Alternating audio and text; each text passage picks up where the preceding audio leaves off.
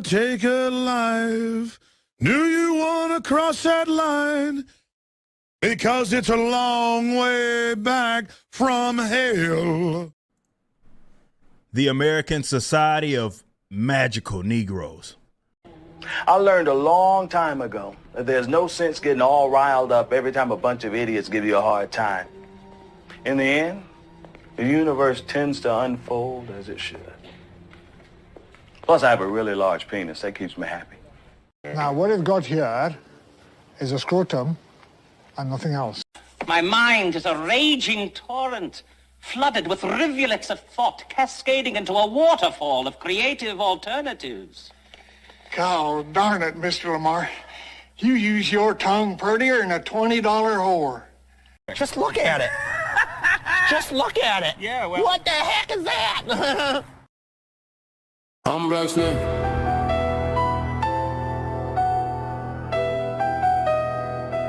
Yeah, I'm Black Snake.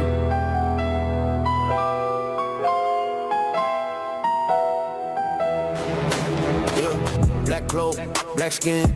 Walk the hall, they whispering. Cauldron bubble, I'm different. Dark eyes don't flinch, just glimmering. House points, man, miss me.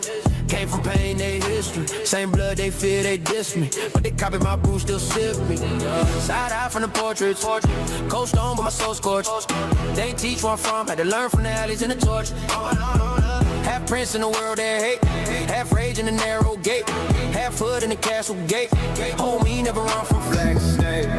Walking through the dark. One day my hand in a X and my heart. Turn that fear to a spell, then I spark. Yeah. I've been cursed from the start. I'm Black Snake. They talk war in the streets. I see more than they see in the tower.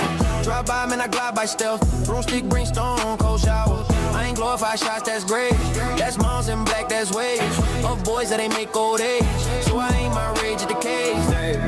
Walking through the dark. One day my hand in a X and my heart. Turn that fear to a spell, then I spark. Yeah.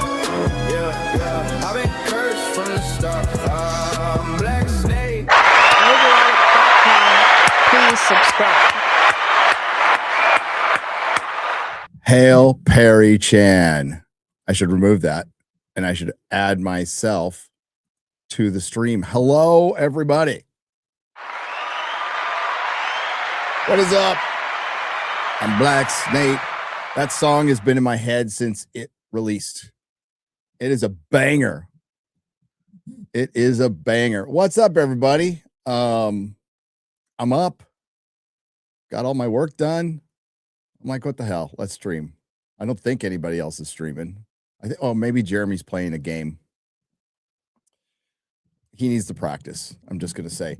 So, let's see who's here. Hello, Giggity Diggity. Gopher in Tennessee. ASMR Cricket. Ladybug. Raging Rhino. What's up, Raging Rhino? Will I talk about Star Wars tonight? Probably not. No, actually, I will. I will a little bit. I mainly went live because I don't think we're going to get in depth tomorrow. Maybe we will. But call it in AA meetings.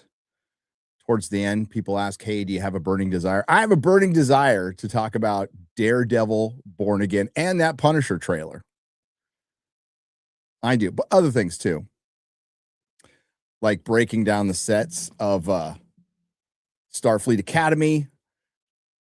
Yeah, it's a crazy world out there right now. Things are going nuts. The podcast people are losing their minds. And I'm thinking, let's not talk about any of that stuff. Let's talk about the important stuff.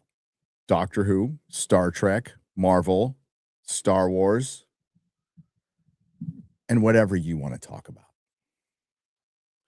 That's right. Or we can break down the geopolitics of the Middle East. No. Let's see who's here. else is here. Justice, Emblazon, Turkey Jizz,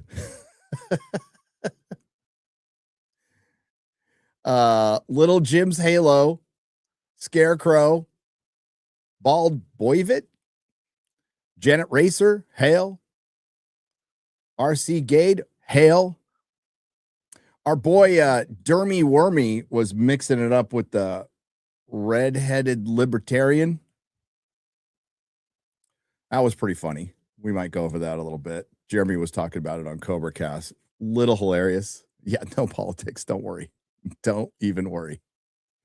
Not happening. Remember that scene from Mobland where the two bosses are sitting down at the funeral? And one of the guys, why am I blanking on his name? I'm blanking on his name, but he's talking to Pierce Brosnan. And he breaks the conversation open with, you hear about all that stuff in Palestine. Terrible, isn't it? And Pierce responds with, I'm Irish. I've had a stomach full of that. And I don't give a fuck about another man's war. That's about it. That's about it. But yeah, just kind of like random what the hell stream. Let's go. Hi, Matthew. How are you? Eamon, how are you? Think of the $5 Australian. What did you think of the Punisher trailer? Well, we'll find out because we're going to watch it together. I saw bits and pieces of it on Twitter, but I haven't seen the whole thing. So we will find out together, shall we?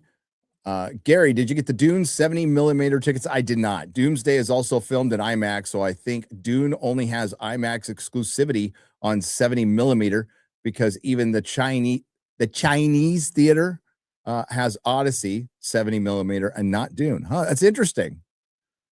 No, I got my Odyssey tickets, but I did not get Dune. I'm fine with seeing. I'd rather see it in 70mm, but I'm fine with.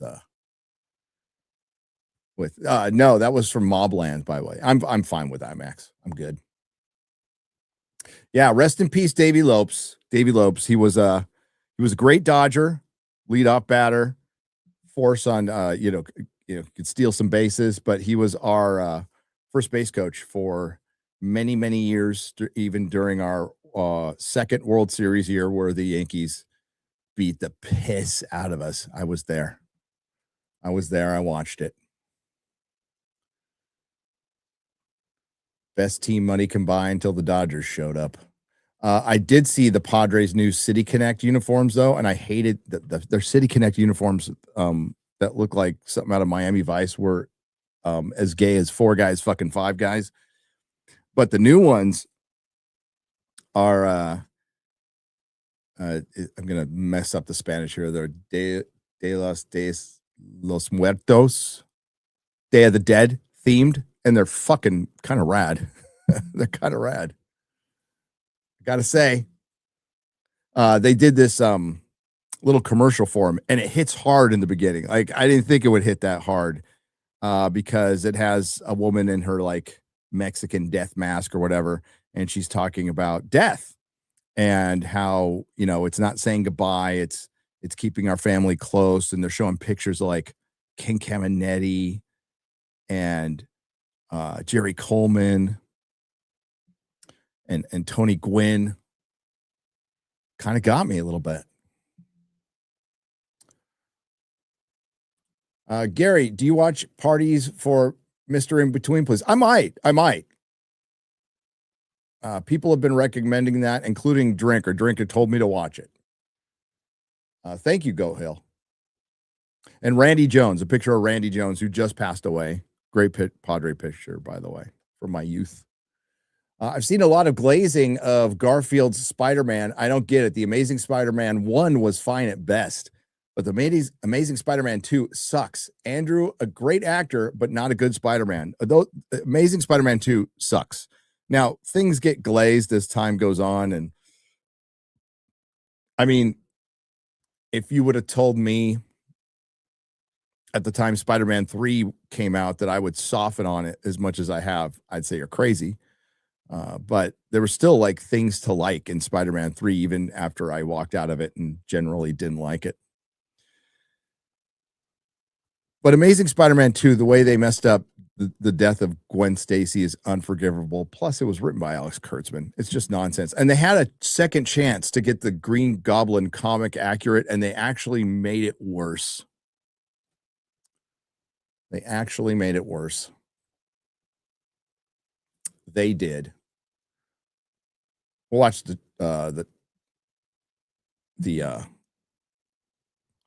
Punisher trailer in just a second.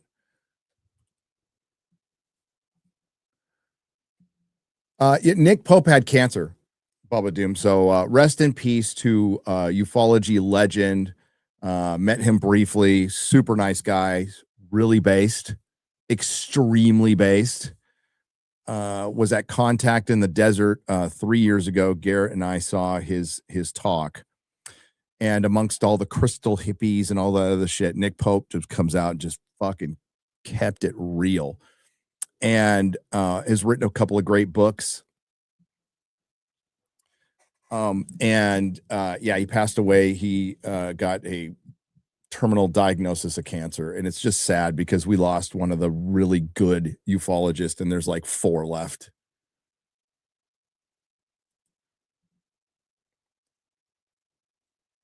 Hey, Gary, wondered if you had heard the reports on Zach Quinto's thoughts regarding Star Trek, Starfleet Academy, and Kurtzman in general. Savage, if true. I haven't seen that. I'll have to look it up. I was kind of in Harry Potter land the last couple of days recording that video. Garrett was up at it, editing it until I think he got the final copy in 5:45 in the morning. Then I let him sleep for 6 hours, and we had to fix a couple of things. Because I had completely forgotten that SNL did a skit on the Black Valerians. I don't know why, because it was actually funny. So we had to change that part. But he did a great job. He's had plenty of rest, though.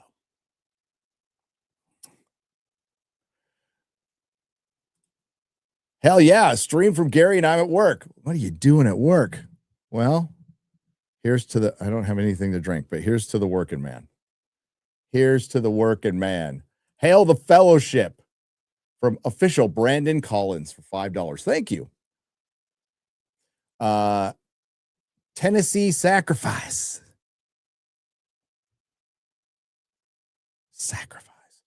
Gary, are you looking forward to House of the Dragon season 3? I am. It comes out in a couple months. What I am not looking forward to, well, I think there's a great potential that the intersectional feminism, which has always been there, right? But a lot of it has been overshadowed with some great writing, but there's definitely, Masiri and Rainey's, who's now gone. It's a lot of that shit was there that really isn't in the story. I think it's going to get amped up. But the battle of the gullet, you're going to want to watch that. If they get that right, that's going to be insane. Dragons battling dragons. It's a sea battle, and it's fucking brutal. It's absolutely brutal. So that'll be fun to watch. And then they might do, I don't think there's 2 Tumbletons, but they're going to at least do 1. But I was just reading how much they're going to change because they left out a character. There's a bunch of stuff that's not going to happen, or it's going to drastically change because they left out a character. And the stupid thing, and this is where I will side with George R. R. Martin in his argument with Ryan Condell.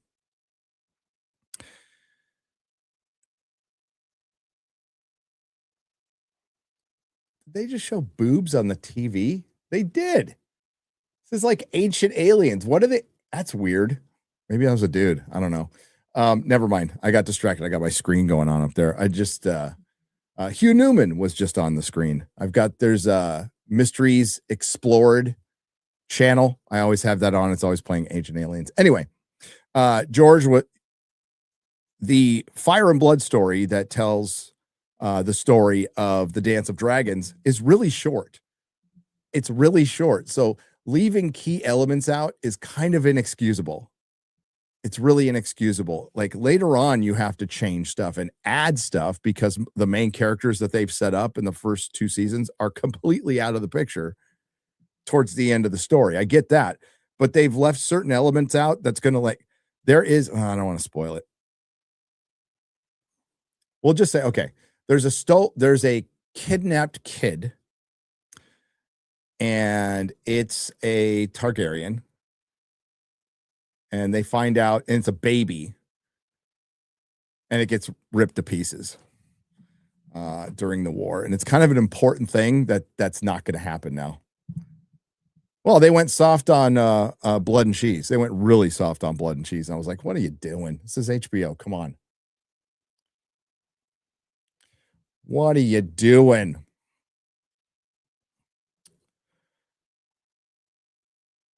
PG boobs. We need to bring back PG boobs. You're right.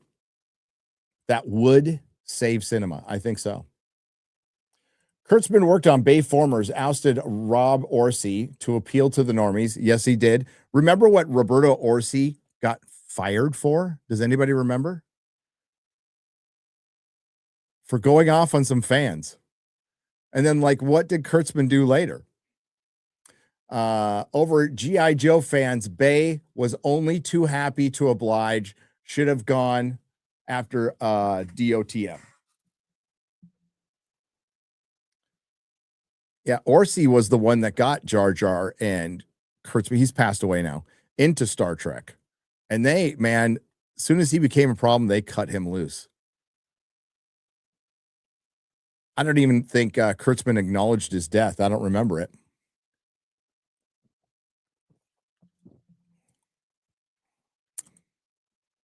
Don't recall. Enrico Palazzo says, Gary, your trips to New Mexico, have you ever been to the VLA? It's the radio telescope where they filmed Contact about an hour west of Socorro. I have not been there, and it's funny that you bring that up because you know what movie I watched tonight with the missus that I haven't seen in a long time that I absolutely love? Contact.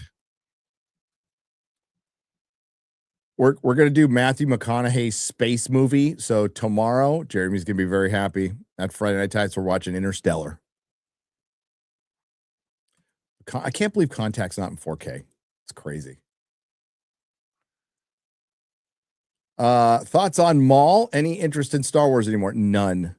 I wasn't Grand Elf. I wasn't super interested in, I covered it a little bit, but the Clone Wars and Rebels was something I watched.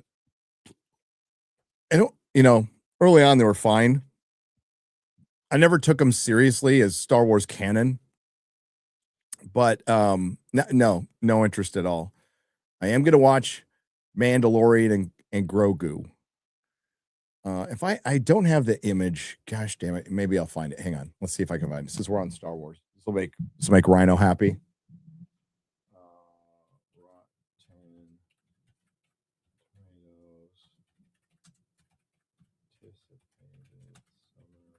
Movies 2026.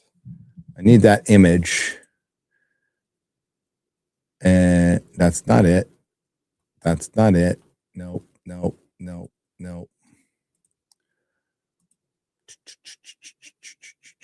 There it is. Nope, that's not it. That's last year. Where's this year? There it is.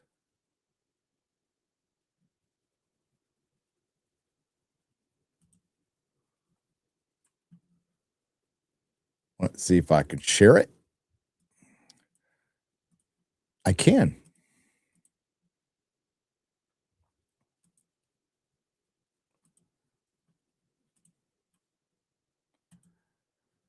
There we go. Okay. So this made the rounds. We talked about it on the Nooner. This is Rotten Tomato fan picks, most anticipated summer 2026 movies. Now, maybe because it's not technically summer, but I would say late May is the summer movie season. And I find it interesting that Mandalorian and Grogu is not on this list at all. Interesting. And as we said on the Nooner on Wednesday, you look at all of this together and you're just kind of, that's it. That's it. I saw the trailer for Mortal Kombat 2 today. That movie looks fun. I think I'm gonna like that movie. Don't care about the Minions. Don't care about Insidious. I can't recall even the first movie. Scary Movie 6. Hoping for the best. Don't care about Moana. Don't care about Toy Story 5. Couldn't care less. I am probably, no, I know for a fact I'm going to watch Devil Wears Prada, but I will not watch Minions, Moana, Toy Story 5, Insidious. So half of that I'm not going to watch. No interest in whatsoever. I think potentially the best movie on this list is probably going to be, oh man, you can't bet against Nolan, can you? Can you bet against Nolan? Well, not to a Nolan fan. Is this the year, ladies and gentlemen of both genders in the chat, is this the year Nolan fans become as insufferable as Snyder and Gunn fans? Is this the year? I ask you. I'm going to say maybe. Because if the Odyssey ends up being, let's just, you know what? Let's just speculate in the realm of ludicrousy right now. Let's just say it's woke garbage. That's going to tie a lot of Nolan fans in knots. The casting is questionable as it is. I don't think it will be. Okay. I'm just said, let's look at the worst case scenario. Let's look at the worst case scenario. Or the movie just sucks. But there'll be Nolan fans who will defend it till the day they die. Oh, man.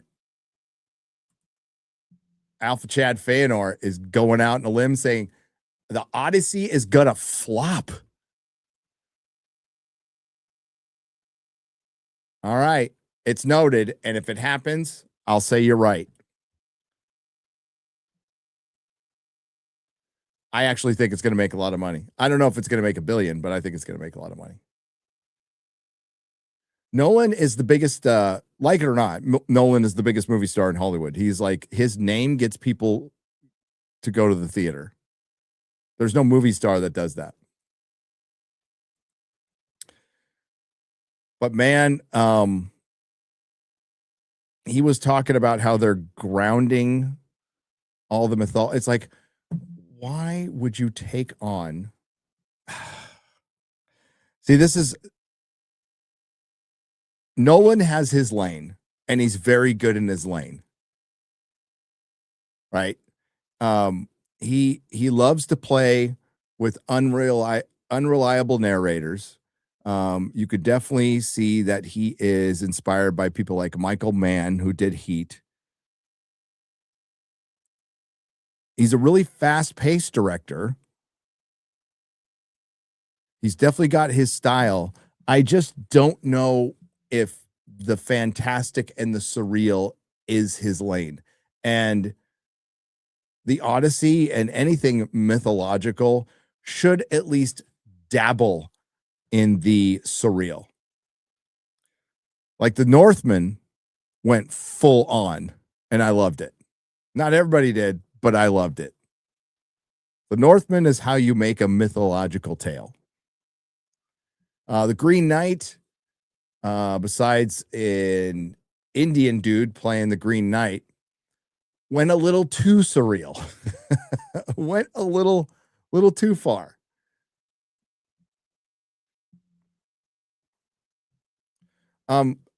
Excalibur. Excalibur is kind of how you do it. Yeah, the Green Knight, visually really cool. Oh.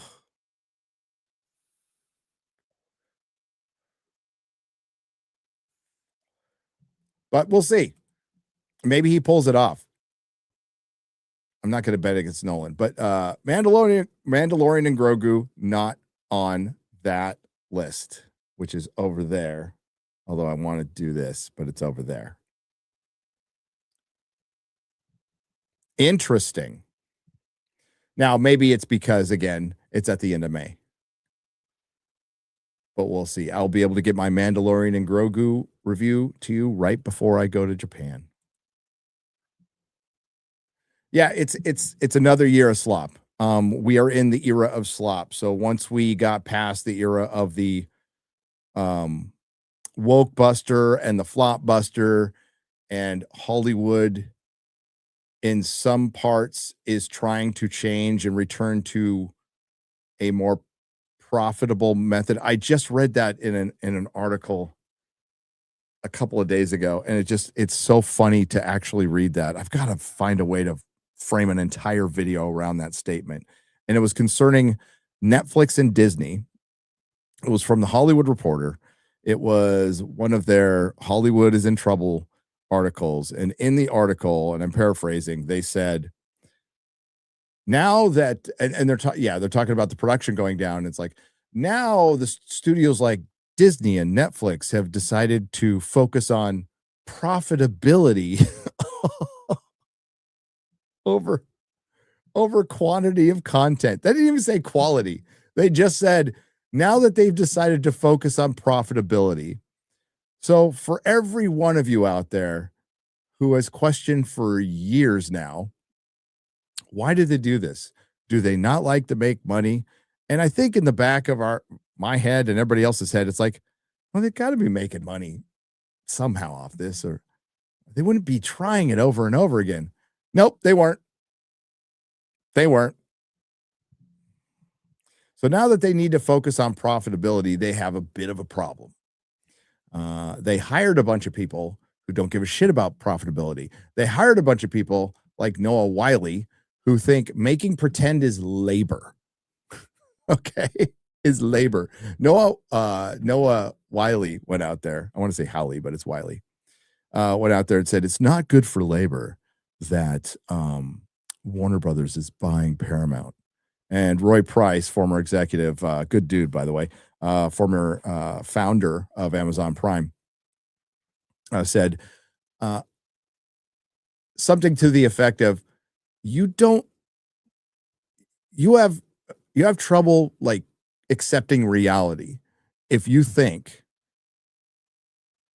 Warner Brothers being bought by Paramount, say it didn't happen, that they would be able to continue as they are as independent studios, because they couldn't.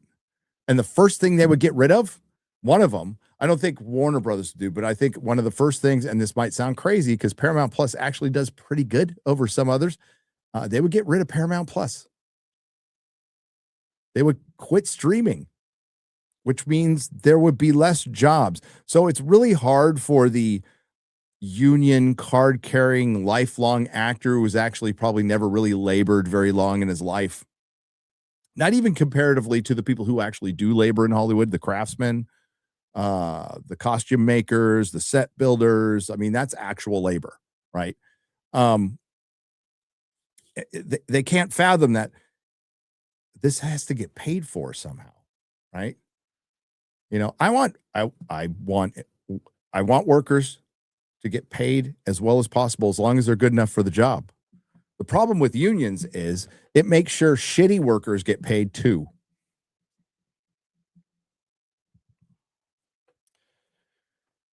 But yeah, people need to buy those subscriptions and continue doing so, or watching those ads to pay for your show. It is not something the public needs.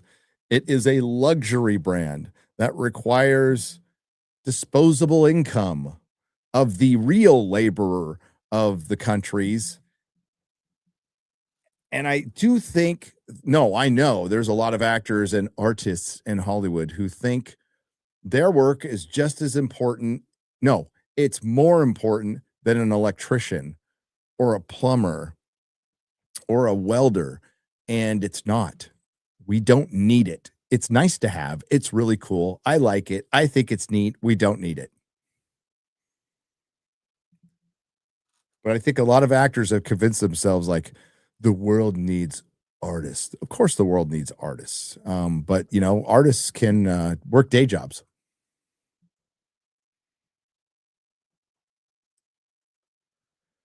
I'm for the working man.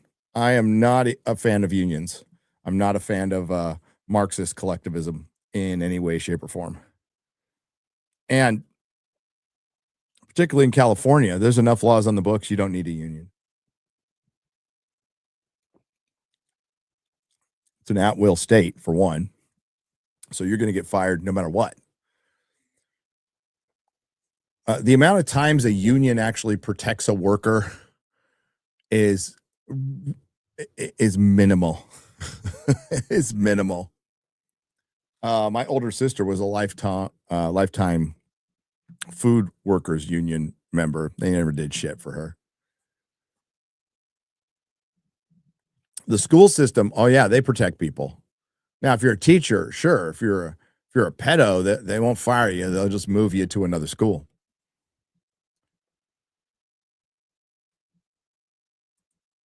But seeing that here, so Warner Brothers and Paramount would end up, I don't think they'd end up shutting down, but they were going to end up getting bought by somebody at some point, be it, sold for parts, and part of it goes to Apple, part of it goes to Disney, part of it goes to Netflix, or you have the infusion of tech and Saudi money now, and you have a production company buying a studio, which now buys what's weird about this, right? This is how fucking insane this is. Paramount's buying Warner Brothers. Paramount stock is a third of what Warner Brothers stock is. But Warner Brothers stock has been overblown due to the bidding war, and it hasn't come back down. So David Zaslav has done his job. Total fucking genius. But Warner Brothers stock a year ago was $8 a share. Paramount stock is $10 a share. Now, right now, Warner Brothers is at $30 a share. How long does it stay that way? Don't know. Maybe it stays that way. Maybe it's locked in. I don't know. Because of the deal. You'd have to talk to Valiant and WDW Pro. Those are the guys who know that stuff. I don't. And those are the guys who care about that stuff. I don't. But yeah, go to them. They'll explain it much better than I. Maybe they can make some sense out of it. But there's people in Hollywood who are going to fight this. And you know what? It would almost be funny, just for the lulz, just for the chaos. Let the unions get what they want. Have the unions sue in the state of California or at the federal level, and they stop the deal. Not really thinking about the long term, where both of these companies merging and surviving is more beneficial than outright losing one of them, because one of them's going. Now, there's still going to be redundancies and lost jobs. There's nothing you can do about. Well, there was something you could have done about that, Hollywood. Over the last 10 years, you could have shut your fucking mouth and not alienated half the country. And if you don't think that is one of the primary reasons your stock has fallen as an industry so much, well, then I don't know what to fucking tell you. We've been trying to tell you for 10 fucking years. Yes, there's a bunch of other factors. Oversaturation. It was never real. The streaming thing was never real. So that oversaturation was based on a lie. You broke the business models that worked. You can't rebuild them anymore. And after shutting down your industry for COVID, you shut it down within 2 years again for an ill-advised strike, which was essentially walking into the producers' trap. And the producers made a bunch of bad deals during the streaming wars. They were offering first look deals to Jar Jar Abrams for $250 million. And what was his name? Murphy. Can't remember his first name. Ryan Murphy. Gave him $300 million. Gave Phoebe Waller-Bridge $25 million. I mean, they were just fucking handing out money. And nobody delivered on anything. And then they went on strike, and there's a little phrase, there's a term called force majeure that the producers went, they walked right into our trap, and they're all canceled, and they canceled everything. And now they're like, where'd the work go? Our union leaders got a bump up in pay, and the big name writers and the big name actors, they all got jobs. And oh yeah, all those background actors or extras that weren't even union, that they said, hey, come strike for us and we might let you in the union. Now you're definitely not getting any work. But thanks for getting George Clooney more money.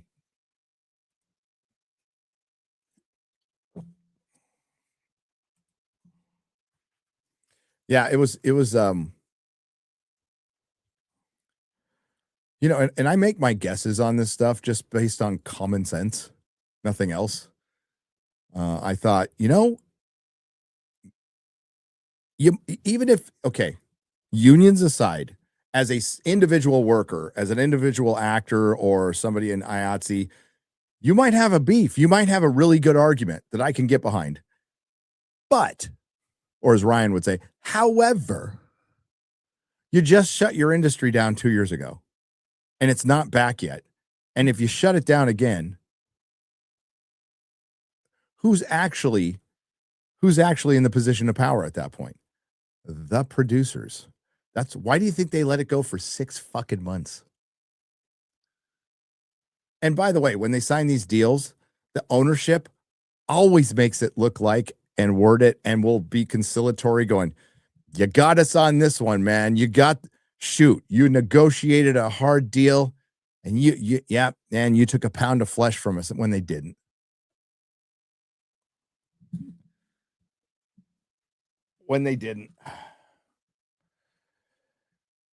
They're not striking this time, by the way.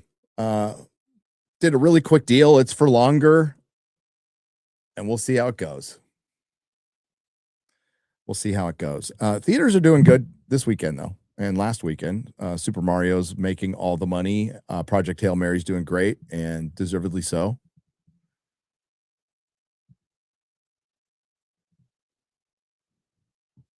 What are my thoughts on the Toy Story trilogy overall? It ends with 3, which is fantastic. Oh, it's some of the best animated movies ever made. Without a doubt.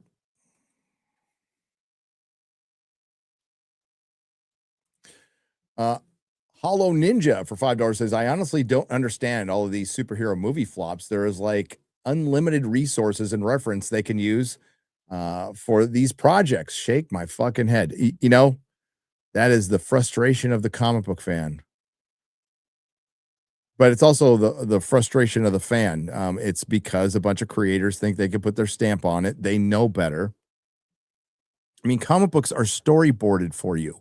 They are fucking storyboarded for you. And they go, green is a stupid name for Green Lantern, even though Green Lantern's been around for decades. And it's been fully acceptable in the zeitgeist and in the nerddom everywhere. But green's stupid. I know we're starting a new DCU, and we put the DC logo on it, and the whole point of DC running its own stuff is it will be more comic accurate, but green is stupid. That's the kind of fucking retards you deal with. And this far in the game, you think we'd be past that, but we're not. Steve for $9.99. Gary, have you ever considered having a dark journalist in Forbidden Frontier? He'd be an excellent UFO guest. Hell yeah. Hell yeah. Hell yeah. Okay, got that one.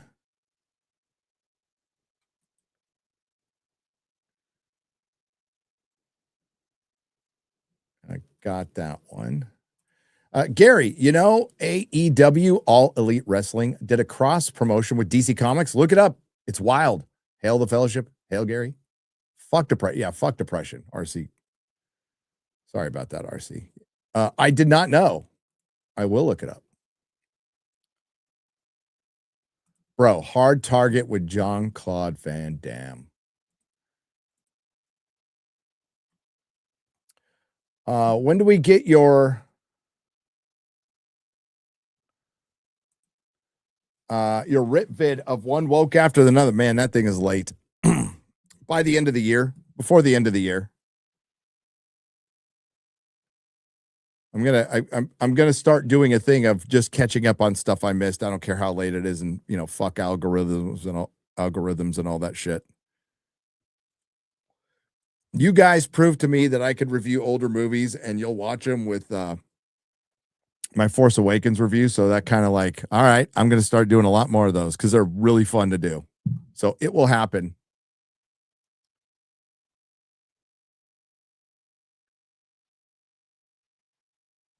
And as long as I get it out this year, I can still title it One Woke After Another, the worst best picture ever made.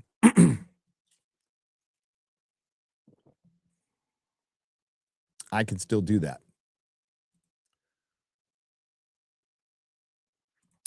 When are you going on The Basement? The last interview with D'Antonio was excellent between AJ and FF. Y'all are doing great work, even though I'll tease about Ancient Civilizations. Art would be proud. Aw. Thanks, Bubba Doom. I am leaving Saturday. So we're going to record it Sunday. I don't know when it'll be out, but we're going to record it Sunday.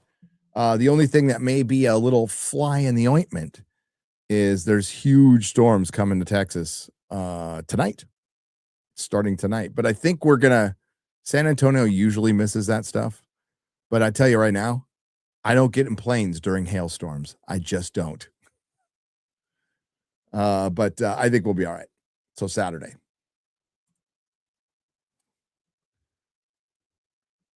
What is my ancestry? Asked stumbling along the way for $2. Well, I'm adopted, so I have a German last name, but I am Scottish, German, and Italian. Scottish, German, and Italian. Will Ghostbusters 2016 be under Nerdrotic is Toxic? Probably. But the thing is, Matthew, like that's gone now. It's kind of a bummer. I'm a little disappointed, but the Nerdrotic is Toxic, which was on YouTube for what, 3 years, Matthew? It's gone. It is gone.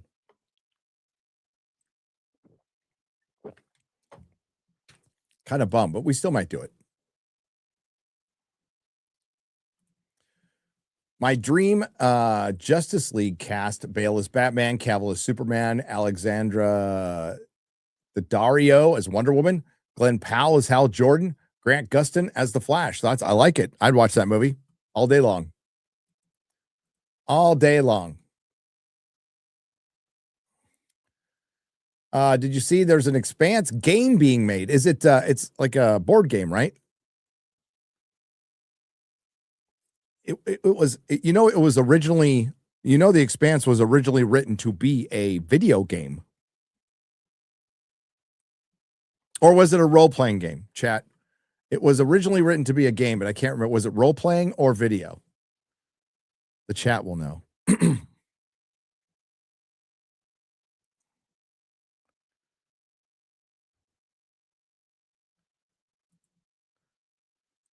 Gary, will you ever read a non-paid comment? Seriously, bro.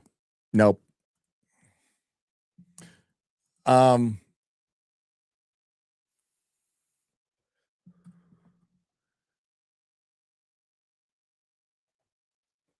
the Expanse novels were originally made to be a game of written to be a game of some sort.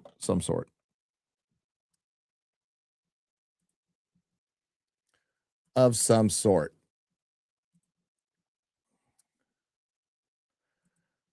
That would be fun to do. It's always a matter of time. Tennessee Sacrifice, I think when I'm in my older retirement years and I'm just going to not make that many videos anymore, which is whenever, doing retrospectives would probably be my jam. I'm getting up there, man.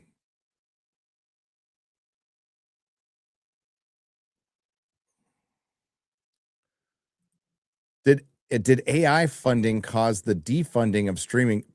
Yeah, that's a good question. There's only so many dollars out there.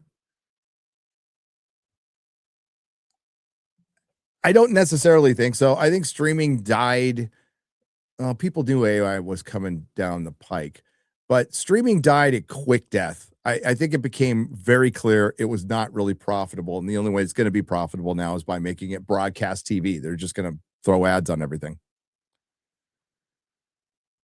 But I think the AI bubble is going to burst. I mean, it requires a lot of power, a lot of data center, a lot of memory, a lot of money.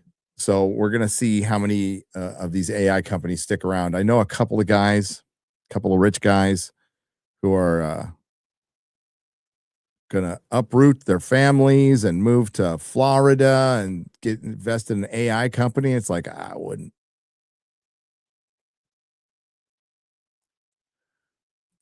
I've never seen the movie Legend. Should I watch the version with Tangerine Dream soundtrack version or with Jerry Goldsmith soundtrack version?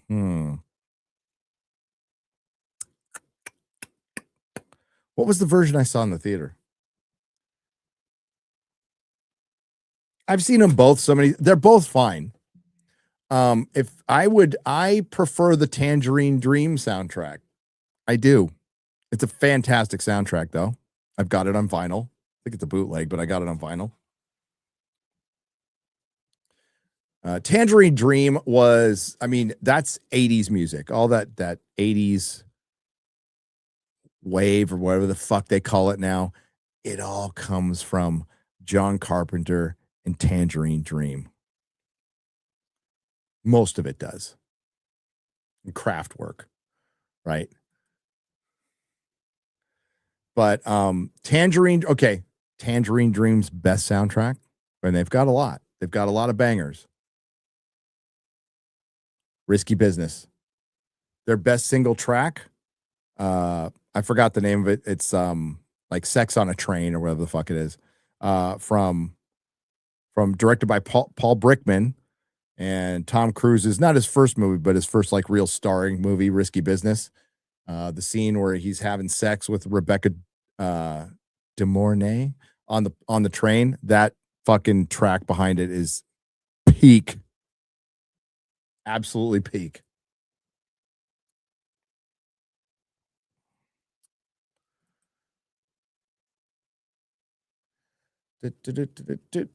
But you should try both. Try both. They're not in 4K yet either. It's kind of crazy.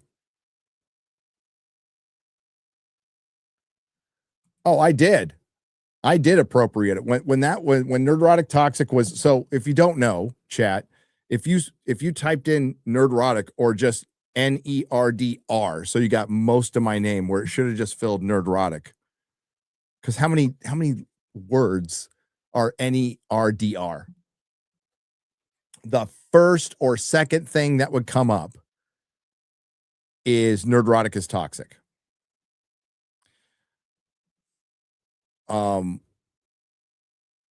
That had to be YouTube, based on how their search works. Either some hater botted it so it would search that a certain amount of times a day to keep it in the search, or somebody at fucking YouTube just had a boner for me. I don't fucking know, but it was there for 3 years. I brought it up to my partner manager. He's like, nah, that couldn't be. We both go into an incognito tab together, and it was there. And it was there for a long time. I think it disappeared briefly in early 2025, and now it's been gone, I think, all year. And I didn't make an issue of it. It's like, out to get me. Somebody didn't like me, because that just doesn't happen accidentally. But I'm like, I'm just going to roll with the meme. And then there was a point where I was just disappointed it was gone. Hi, Gary. Found you and George after Rings of Power profanity by Bezos. The Defier made me furious. My take, could you do a story about the two Blue Wizards and Easterlings? Better than they could. The Blue Wizards are coming, though. They're going to be in season 3. I don't know. I wouldn't dare. I wouldn't. Listen, I wouldn't dare. I have 0 Lord of the Rings tattoos. out of respect for Tolkien. I would not write any fanfic out of respect for Tolkien. As much as I have ideas and would love it, I would never do it. That's sacred text to me.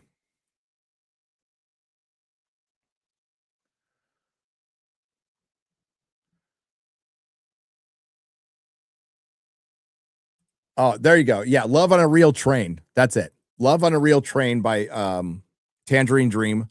After the stream, look it up on YouTube. You can listen to it. You can fall asleep on it. It's beautiful. It's fucking great.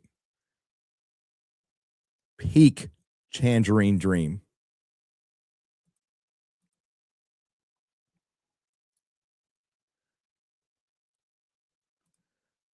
Tennessee Office said, if you haven't already, audiobook Memory, Sorrow, and Thorn by Tad Williams. I don't know it. Speaking of audiobooks, I got these. I had these for, I don't know how I'm going to play them. I think I have a cassette player around here. Big fan of audiobooks, by the way. Big fan of audiobooks. But I also like radio shows. You know, it kills me. These Harry Potter full cast audio dramas are fucking amazing. Why are they not in physical media? You know, do a full set or individual sets. You know, you can fill them with art. They would sell out everywhere, and they're not going to do it because it's stupid. I wish they would. I've got the audiobooks, but I remember these from back in the day. Okay, especially the UK people who are probably all asleep. Maybe some Aussies know this. Did you know there was a Spider-Man series on the BBC on Radio 1? BBC One. Spider-Man series. With that little sticker that you can't see includes the single The Amazing Spider-Man Master Mix by MC Spy D and Friends, with theme music by Brian May. And it's hilarious if you listen to this, because it's a bunch of Brits trying to do New York accents, and it's kind of terrible, but I love it. Did you also know that they did full cast drama for Kingdom Come? This is awesome. But it's only available. I think you could probably listen to it on YouTube, but it's only available in cassette. I got my beat up copy here because these things are hard to find. They also have, the Star Wars radio shows, but they also have Dark Empire 2, full cast radio dramas. Those are good. I've got those. Star Wars, I love that shit.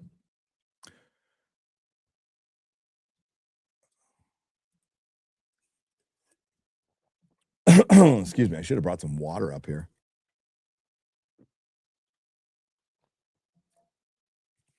Give me just a moment. I need some water.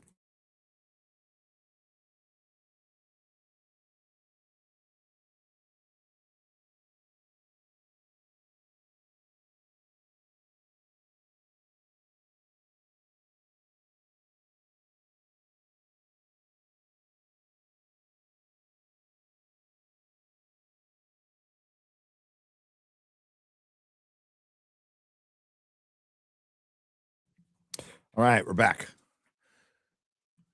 So let's look at this Punisher trailer.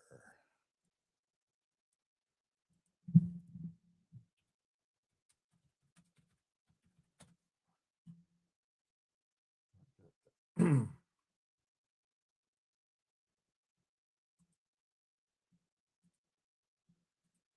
it all set up. Why is that?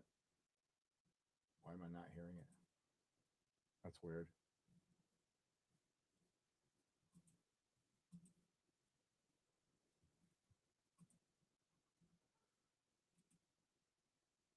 That is weird.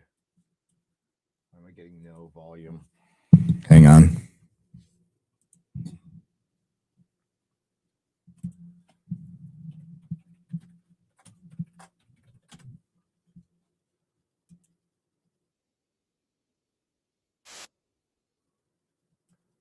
There we go. We could take a look at it. All right.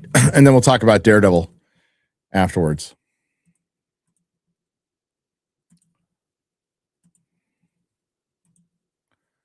Now, I've not seen this all the way through. Hey, Frank. How you doing, brother?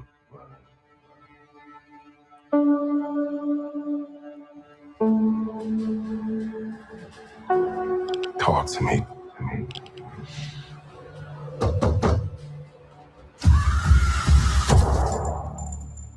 Tell me what's going on. Ronaldo Marcus Green. Should I know this name?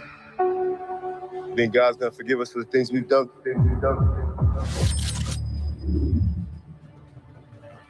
He has to save a little black girl. I'm not sure about me.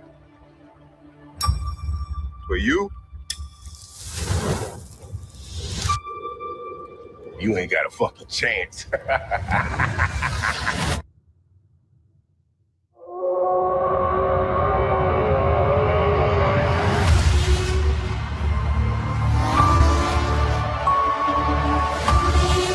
Did I hear that this was loosely based on Welcome Back, Frank?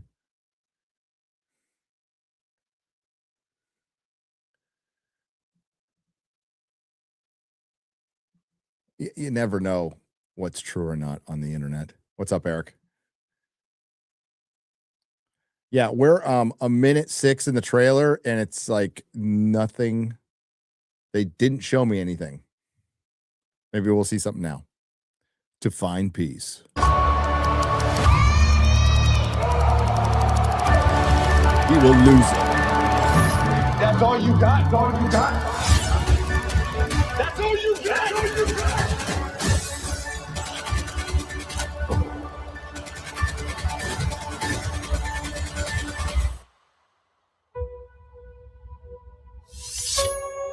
He's got that skull.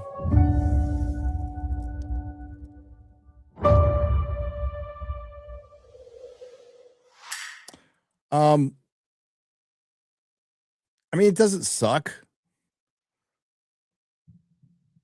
I love John Bernthal as Punisher, but let's be real. The Punisher season 1 was okay, and Punisher season 2 sucked. Absolutely sucked. He was best in Daredevil season 2. And I like all the Punisher movies. I like the Dolph Lundgren movie. I love the Ray Stevenson movie. The Tom Jane movie. Love them all. But yeah, Disney making a Punisher. Is Jigsaw coming back in this?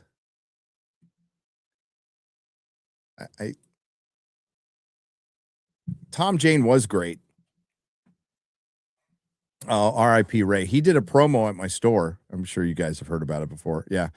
So for Punisher Warzone, he came by the store, said we had made an agreement for like an hour and a half appearance. He stayed half the day, 6 hours, 6.5 hours, because we had a line just down the fucking street and around the corner. And what's funny is how many kids were there. But I loved Warzone. Good dude. Really nice guy. Rest in peace. Rest in peace. I'm not going to come out and say it sucks. I'm just going to say it's whelming. How's that sound? It's whelming. It's whelming. Do I have... No. It would take me too long to look up. I'll post it on Twitter later. I got a picture of me and Ray. Yeah, Ennis Punisher is brilliant. Welcome Back, Frank, and everything he did for Marvel Max after that was fucking great. Punisher versus Wolverine, where Punisher runs him over with a bulldozer or something, and Wolverine's down to a skeleton and they're still fighting. It's so fucking good.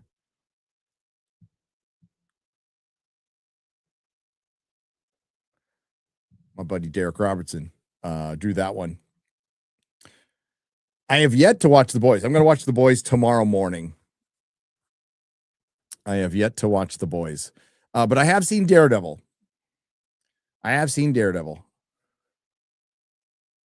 Bullseye and Punisher Max was some of the best Bullseye outside of Frank Miller. It's also that Bullseye limited series, that Bullseye Max limited series. That's fucking great. So Bullseye, one of my favorite villains of all time. And he started out as just one of those 70s villains, like Stiltman. You know, we need a guy named Bullseye. We'll put a target on and he'll be really good at throwing darts or something. And Frank Miller leveled him up. Every kid remembers the first time they cracked open a Daredevil comic of my age and, you know, saw him killing a guy with a playing card, killing a guy with a paper clip. And it's like, oh, this is kind of genius. I love his costume, by the way. So one of my biggest criticisms of the Daredevil series is he's never worn his proper costume, and I don't fucking know why. So episode 4 landed a couple days ago of Born Again. And the opening scene is really good. It's like legit really good. It's Poindexter waking up in the morning, making some eggs. He pets a little cat, says hi to his neighbor, goes to a diner, gets a banana milkshake, calls the anti-vigilante task force and says, the Punisher's here. Oh God, he's got a gun, and sits there and waits, and they all come in, and he's lining up the silverware around him, and he just bullseyes the hell out of them. And it's freaking great. And I'm like, this is what we want. That little scene, that's exactly what we want. And of course, it's all downhill after that. It's Latino female hobbit white tiger. It's is it Kirsty McDuffie or Christine McDuffie? BB Newworth or BB Urich. Why did I say Newworth? BB Urich. And Heather Glenn wasn't in it, but I just want to point something out. If you don't think the MCU is dead, and listen, I'd love to put that phrase to bed. I'd very much like to put that phrase to bed.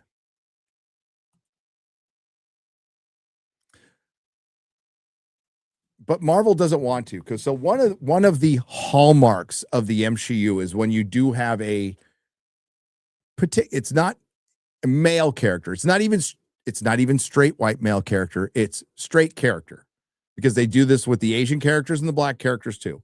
But one of the hallmarks is if there is a male protagonist where he is the titular character, even in shitty Shang-Chi or Black Panther or Doctor Strange or Loki or Moon Knight or Hawkeye, that male character needs to be surrounded by no less than 2 women, mostly 3.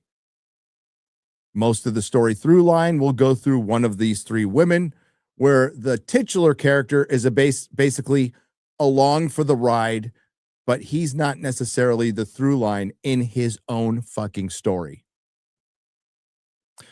Moon Knight. It's not as bad as Moon Knight, but it's there. Shang-Chi, Black Panther, Loki, Hawkeye, and now Daredevil. How do you here? I even wrote this down. This is for tomorrow night, but I'll read it now.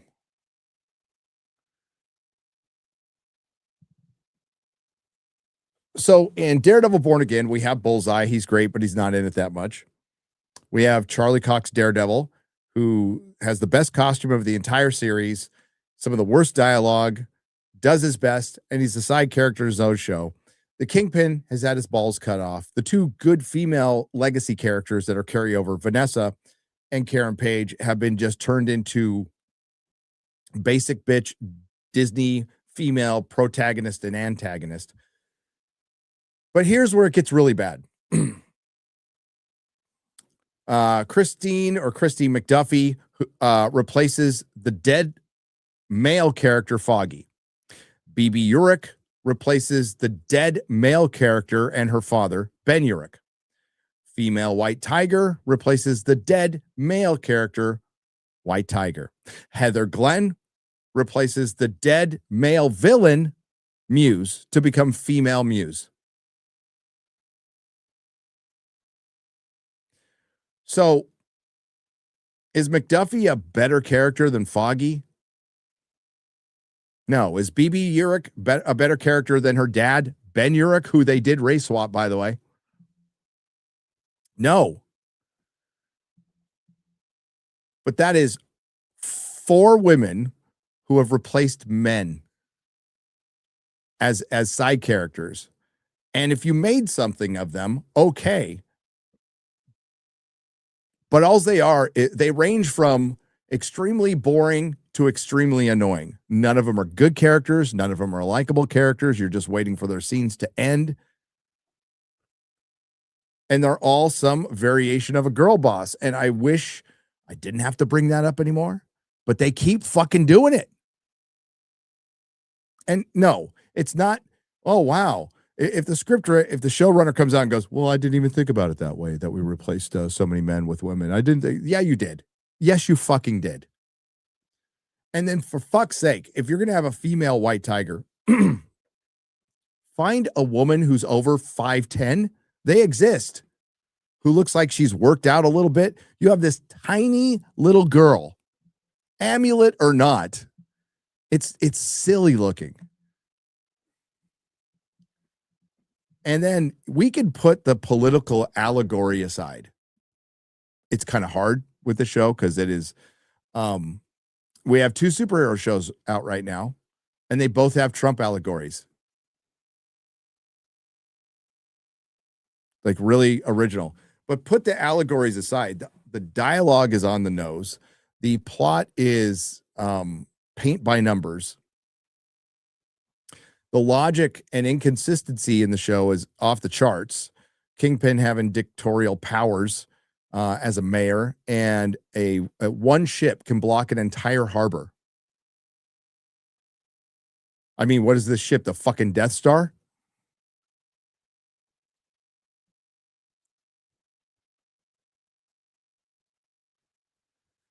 And then, X will be X, but people going, then this is not only equal to the Netflix series, it's better. It's like, okay, you're engagement farming. I do think people mean that, though. And I doubt they watch the Netflix series. Let's think about Kingpin. Kingpin started his MCU reign by getting defeated by both Kate Bishop and Echo. Then they brought him back in Echo to be defeated again by Echo, who removed his trauma and made him cry. Daredevil had the walk of shame in She-Hulk. They bring Daredevil and Kingpin back in Daredevil Born Again. Kingpin lost everything. Vanessa built it up. And the show wants to remind us of that constantly, including a scene from episode 4 where Vanessa is talking to the governor and she goes, you don't need him. You've built this all on your own and you can run it by yourself. And Vanessa's all, yeah, I love him. That's all. Like, it's so stupid. And it undermines your main villain. It undermines your main villain. And now Kingpin is just a cuck. Vanessa's dead now, though. So they've killed Vanessa. They've killed Foggy. But we still have Cherry and BB and McDuffie and Heather Glenn and useless female. Like, the female White Tiger does not need to be in this fucking show at all. Like, she adds nothing to it. She adds nothing to the story. She is there to check a box and take up screen time. from Charlie Cox. She is a useless character. McDuffie is a useless character. Heather Glenn is a useless character. They're doing nothing with her. We're halfway through the season, and she keeps seeing reflections of Muse. Okay, great. Now, I talked to a content creator who talked to another content creator who's a big fan of Born Again and was able to see the entire series. And that person said, I know it's he said, she said, fucking game of telephone here. But they said, yeah, it's a rough first 4 episodes and then it gets going. But that's coming from somebody who really liked Born Again season 1, which I gave that fucking season 1 more of a shot than I should have, but I did. Because I didn't think they would fuck up Muse. And despite what they did to Kingpin and killing Foggy, I'm like, man, if they get Muse right. And they fucked up Muse so bad that one of the co-creators of the character sent me an email talking about how much they fucked up his character. And how pissed he was. Yeah, dude. Guilty as charged. And then there's the humility of Mike here. You like Mario Galaxy. I didn't see it, so I don't fucking know. A epic Mike win, huh? Common they are. Hail, Mikey. Listen, humility's for bitches on the internet. I understand that. Call your shots, take your credit. I'm really bad at that. But Epic Mike fucking hated it from the get-go, and he was right. I had my fucking fan blinders on, I guess.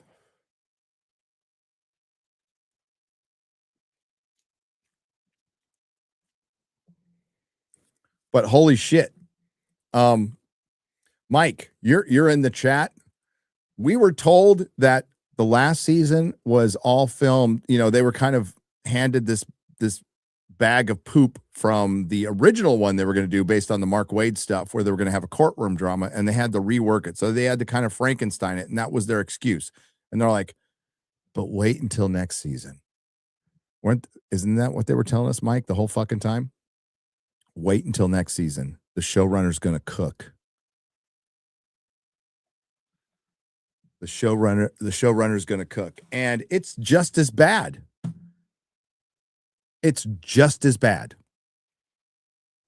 Sure, we're going to get, it's not like the worst thing Disney Marvel has ever made. They are trying. They are being earnest. They are trying. I have no doubt that they think they're trying, and I think they are making some effort. Again, the fucking bullseye scene was awesome. So you could take the one scene from last season between Daredevil and Frank, which was great, and this bullseye scene, and those are your good parts.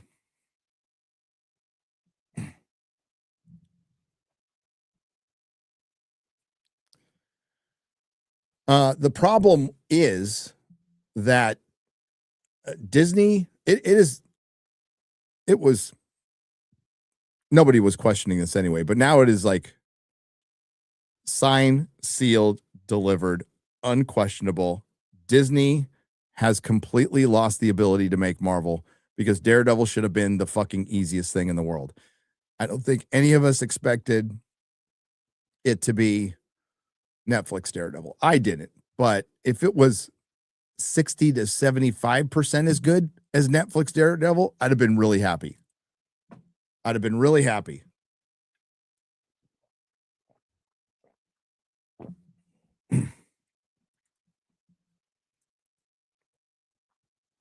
Yeah, 6, 7. If it was 60 to 70%.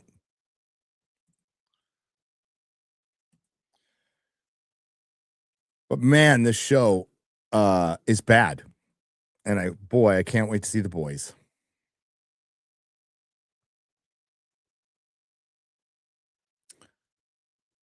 They should do They should have just adapted Welcome Back, Frank. Well, I mean, we can say they don't know how to adapt comic books. They don't know how to make Marvel. They've lost their identity completely. I'm going to give you a name of the person who made Marvel what it was and how many people worked under him that helped make Marvel what it was, who are now missing. And a couple of his disciples are missing from the Daredevil show. And it's a name that's mud in Hollywood right now. Joss Whedon made Marvel what it is. Joss Whedon. He was involved in all of Phase 1. He punched up scripts. He made notes. He made roadmaps. His brother did Agents of S.H.I.E.L.D. Two of his disciples who worked with him on Angel wrote Daredevil with Drew Goddard and Stephen DeKnight. Once they lost Joss, that was kind of it. Even Gunn is like, hasn't worked directly with him, but within his realm, right? And the Russo brothers did a very good job with Winter Soldier and Civil War and Infinity War. But I'm wondering how much help they had from others at this point, because everything they've done since has been really bad. Joss is lost, but Joss made Marvel what it is.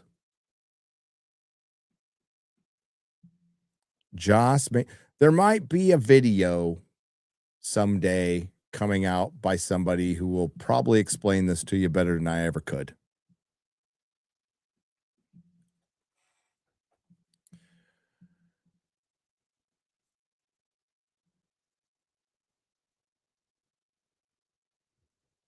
And there was other people involved too, but it just it went on too long. Kevin Feige got spread too thin. He is not a creative. He is a producer. He made a lot of creative decisions that were really bad, including Mr. Fantastic having his head blown up in Doctor Strange Mom, amongst many other things. He is now no longer involved in television production. Brad Winderbaum is the guy who is in charge of Marvel Television now. But they don't know how to do it anymore. Oh, man, I can't wait to see that X-Men movie.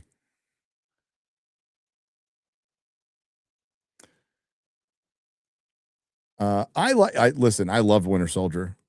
I do.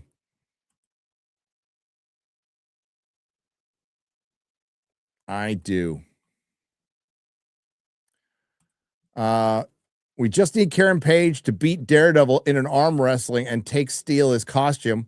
Have BB say the suit is literal perfection. Karen retort, it will be when it's made for a woman. Wild Warlock for 10 Australian dollars. Yeah, one of my favorite parts was when Action Karen Page was running cover for Daredevil during the escape scene and shooting at a bunch of armored police officers in her like street clothes, and she's fine. They got away easy. Gary, if you like the series, check out the movie Cowboy Bebop, Knockin' on Heaven's Door. Cool story, and I liked Vincent, the antagonist, a lot. Cowboy Bebop, something I kind of watch casually, watch an episode here and there. It's kind of nice just to have in the background. Maybe I'll check that out. Diego Salazar for 2,000 arses. There's a manga I think you'll love, Gary. It's called 20th Century Boys. It's about a guy who, after the death of his childhood friend, discovers a sect fulfilling the apocalyptic prophecies he and his friends made up while they were kids playing in the 60s. Great art, beautiful story. Sounds interesting. Thank you. Hollywood is like watching the Geraldo expose on when he went into Willowbrook home for the retarded and found them rolling around in their own filth. I don't remember that.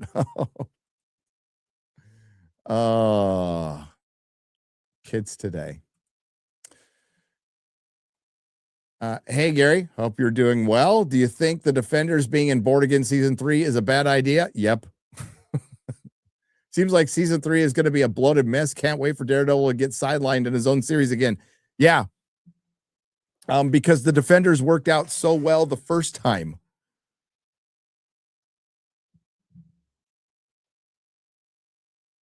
I mean, is Finn Jones, is that his name? Is he going to be in a fucking Iron Fist costume? I'm surprised they're letting a white dude play Iron Fist. Gary, do you remember Six Pack from Hitman? Yes, essentially an alcoholic who thinks he's a superhero and ends up saving the world and gets sober. Yes. I know you and anime, but Back Arrow, you should watch the last 4 episodes. Total mind fuck on cautiousness possibility. Cool. Consciousness, I can read. Hail gaming expert, get it right. Ed Gore. Jake Taman for $4.99. The best superhero movie origin stories are Superman, the movie, Batman Begins, Spider-Man 1, Iron Man, and Captain America, the First Avenger. Did I miss any? As far as the big two, is there a better, as far as the big two are concerned?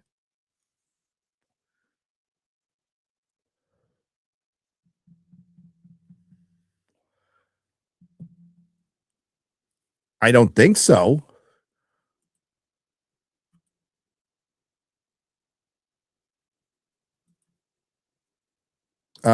Is Blade an origin story?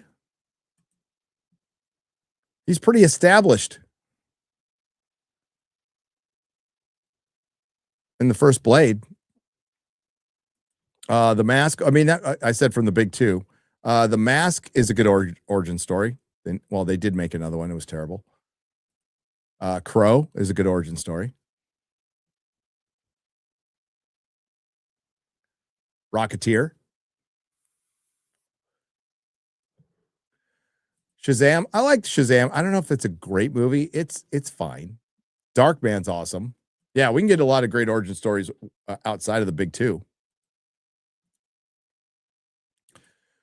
Would Disney roll up D Plus under Hulu with Iger gone? I mean, that's essentially what they did, Matthew. They're just they're rolling Disney Plus into Hulu, which has I don't want to say more content, but it's more, they have content that is more watchable by the broader audience because it's rated R, right? They don't have just family content. And Hulu's been around longer. And the problem they're going to find, like, it's not bad logic to, when you have a streaming service, to consistently put out stuff to keep people engaged. You have to do that. The problem is you can't. It's impossible. They just proved it. There's not enough talented people to make that many shows to keep that going on that many streaming services. But essentially, they're rolling D Plus into Hulu and calling it D Plus. And it never really turned a profit like Bob Iger promised it would.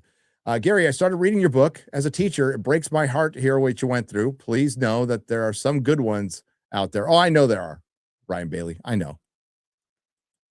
But not a fan of the unions. Think you can understand why. Hey, Frank, sell me this pen. Sorry, I meant Amazon could do a story about the two blue wizards since they're doing fan fiction anyway, how they influence some Easterlings to stay good.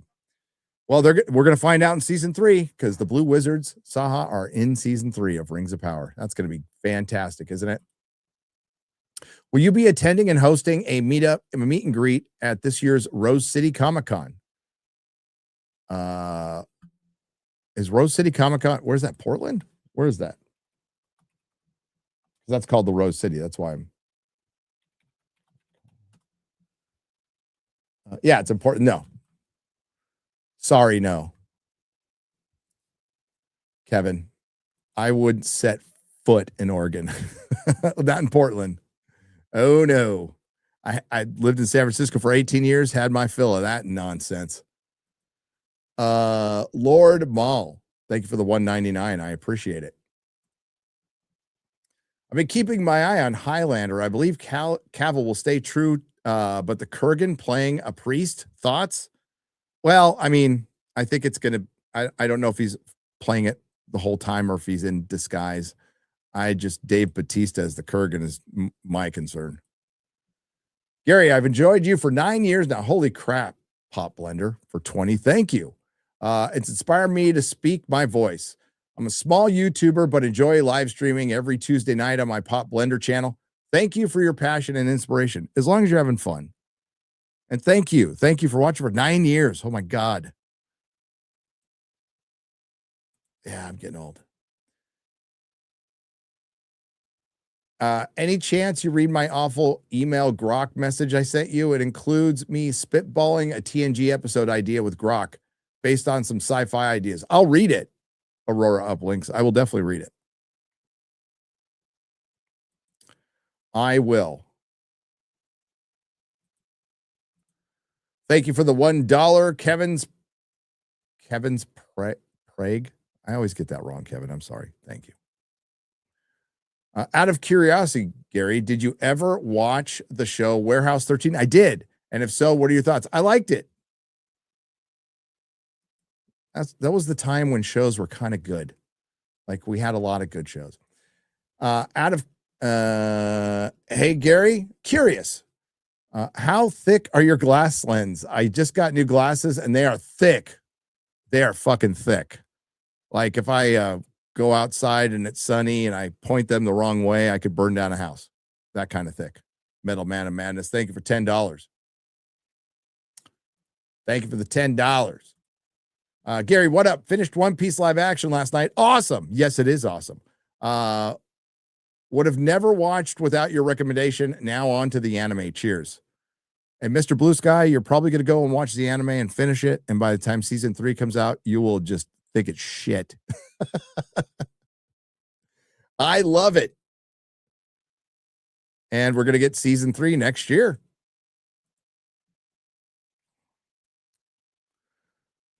We're going to get season 3 next year. Give me okay. I really should have brought up a bottle of water. I'm going to put on some Feeding the Ducks. Oh, you know what? I'll play Black Snape. You mind if I play Black Snape again while I go grab some water? Let's go. Let's go. If it wants to share. There it is. Okay. Start it at the beginning. I'll be right back. I'm Black Snake.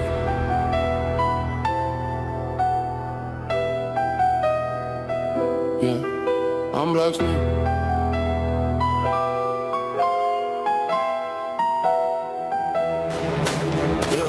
Black cloak, black skin, walk the hall, they whispering. Cauldron bubble, I'm different. Dark eyes don't flinch, just glimmering. House points, man, miss me. Came from pain, they history. Same blood, they fear, they diss me. But they copy my brew, still sip me. Side eye from the portraits. Cold stone, but my soul scorched. They ain't teach where I'm from, had to learn from the alleys and the torch. Half prince in the world they hate. Half rage in the narrow gate. Half hood in the castle gate. Homie, never run from Black Snake. Walking through the dark, one day my hand in a X and my heart. Turn that fear to a spell, then I spark. Yeah. I've been cursed from the start. Black Snake. They talk war in the streets. I see more than they see in the tower. Drive by, man, I glide by stealth. Broomstick, bring stone, cold shower. I ain't glorify shots, that's great.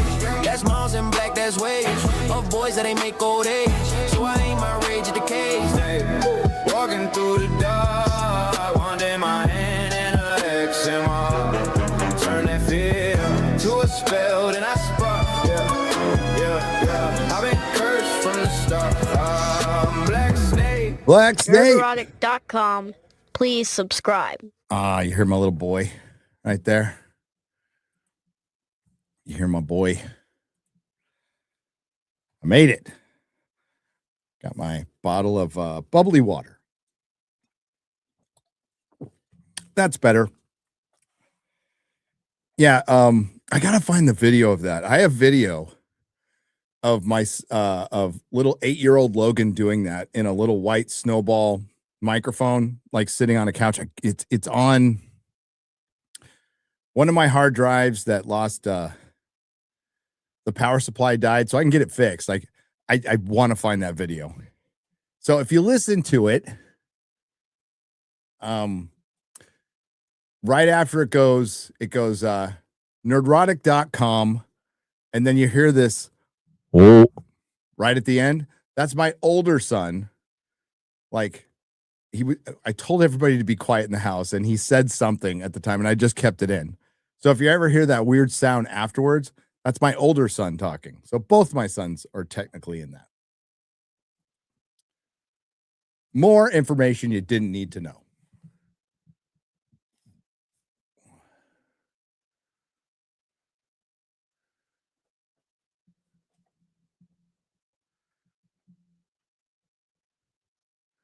Let me remove that. Okay. We need that song on Spotify. Yeah, here. Need to make like a CD single. Like he should do like a full. I like physical media. Nobody'd ever buy it, but well, maybe they would. We need to make a CD single of that. Do we know who's on FNT? I honestly don't know. I think I knew. Mikey, who's on FNT tomorrow? Eric, do you know? X-Ray Girl told me last week, and I've completely forgotten.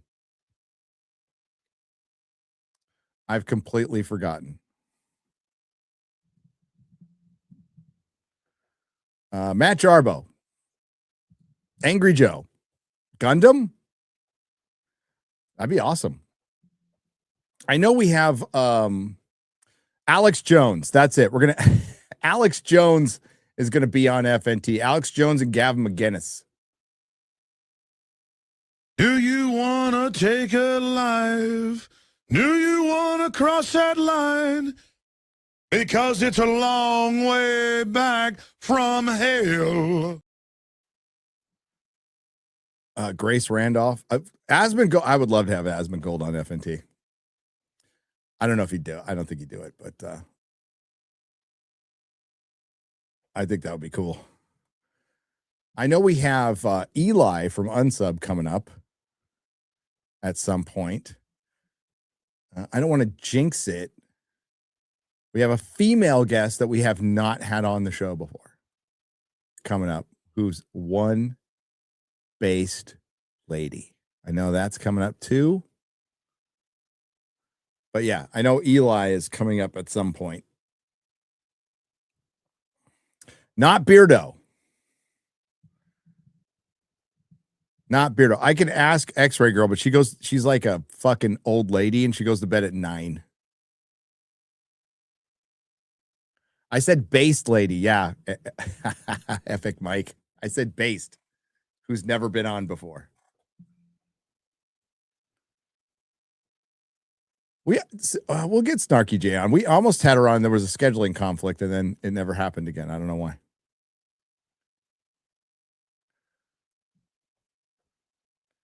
I don't know why. Oh, based lady who can who's not in politics, like entertainment-ish.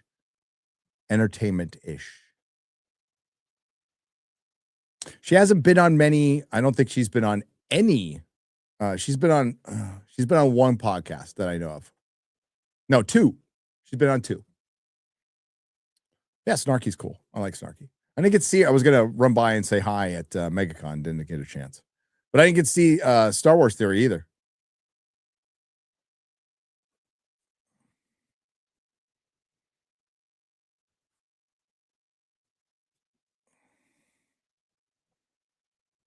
And I won't say if somebody in the chat already got it right, because you guys are fun. You guys are fucking smart.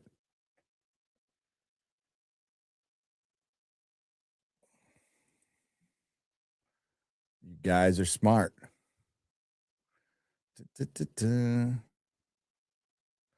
Gary, in honor of Artemis 2, thoughts on The Right Stuff. Fucking great movie.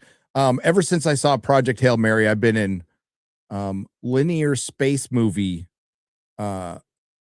mode. So we just watched Contact, which is fucking great movie. I mean, Jodie Foster is a convincing actress. She can convince you she's straight. No, it's such a good movie. You know, it's kind of weird. It's not weird that, you know, Carl Sagan, famous, you know, atheist, really did take an objective view in that movie for him. I thought it was because they really get into faith and spirituality, and even at the end, you know, faith becomes the subject, and you know, Jodie's character is famously an atheist, and she loses out on going on the ship because she doesn't believe in God or couldn't say she believed in God. But she ultimately at the end believes in something because she sees it, because she thought that 95% of the planet was just delusional. But then she had an experience, and she had no proof at the end. Sorry if I'm spoiling it. And people just had to believe her. They had to go on faith. And she saw the other side of that and learned something. See, that's called character growth.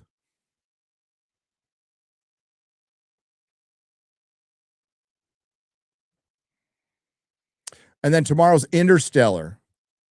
Hear that, Jeremy? I'm going to watch Interstellar in 4K tomorrow, although my projector is dying. My projector is dying. So I have some people come over to the house, right? I'm like, all right, because I don't have like a super high-end projector. My projector I bought it, 4 years ago. It was like $2,500.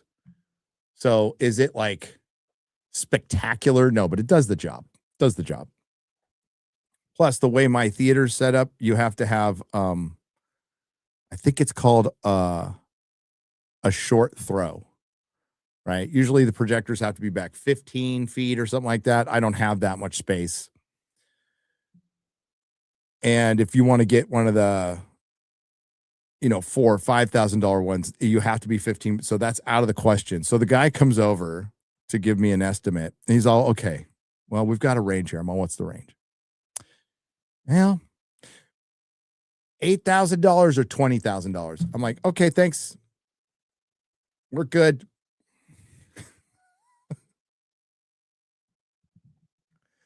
The bummer part is I can do a cheaper one, but I have to replace my screen because the material on my screen is not set up for the short throw. So I'm getting a projector that actually sits below the screen and just shoots up. But yeah, 20,000, 8,000. I'm like, what?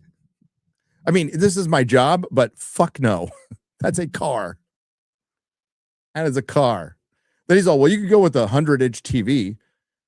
I'm like, 100-inch. He's all, well, they actually make a 120-inch TV now. What? It's like, how would I fucking get it upstairs? No.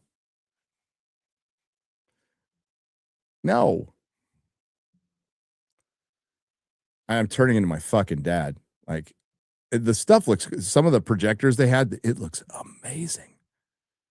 But they're $20,000. And the things, you know, with projectors, they don't last forever. They have a shelf life. The bulbs die, whether it's laser or not. Yeah, no. Everything's bigger in Texas. That's right. Right Stuff is amazing. Everybody should watch it. When I was a kid, the Right Stuff was like when we did our, like, what's your top 10 movies? It was in everybody's top 10. Everybody's top 10 back in the 80s. Off topic, if you're looking at AI slop songs, you need to watch the one about Hassan shocking his dog. I've seen that one. I've seen it. Asmon might come for a custom Perry Chan song. Would he?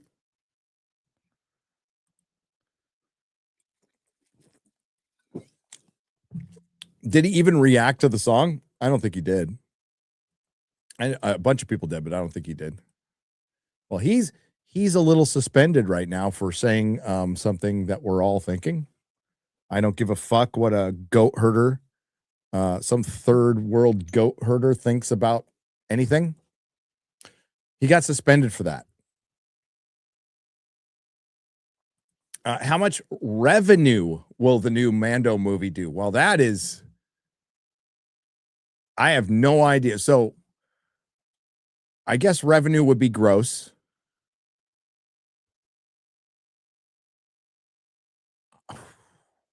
I keep thinking 550 million. But that might be high. What did Solo do again?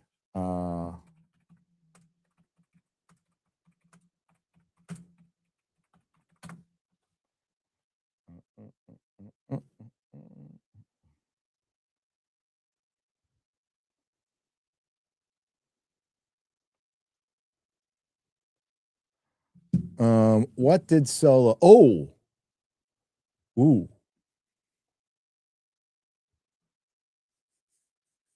And like, okay, so 393 million worldwide. And I think we can all agree that even though it was just coming off The Last Jedi, Star Wars was still in a healthier place back then than it is now. There was still some fan energy. There was still some theory crafting going on. There was still some hope that things could turn around and they could undo. Can we agree on that? And it only did 300. So no, it's not going to make 500 million. It's not going to make 500 million. I think it makes what Solo made. I forgot how much Solo lost money. I was thinking it was in the high 400s. And even though it's not Harrison Ford, it's still a Star Wars Han Solo movie. You do have to factor in that Harrison Ford's not in it. You have to factor in it did follow The Last Jedi. You have to factor in that they made a movie about a dead character. And you will go, Gary, they make movies about dead characters and early on all the time. Yes, but it's how they died that matters. Han Solo had such a miserable, useless death, pathetic death, that it, in the cultural zeitgeist, it hurt the character, did irreparable damage. And all day long, we can go, the Disney stuff doesn't count. And we don't, but we still saw it. We still saw Harrison Ford walk into a lightsaber. It is fucking horrid.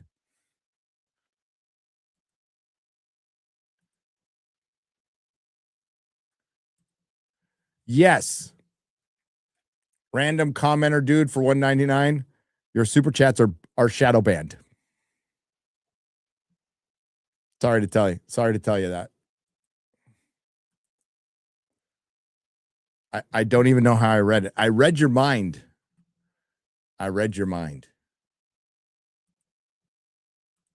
You could read my mind. Oh.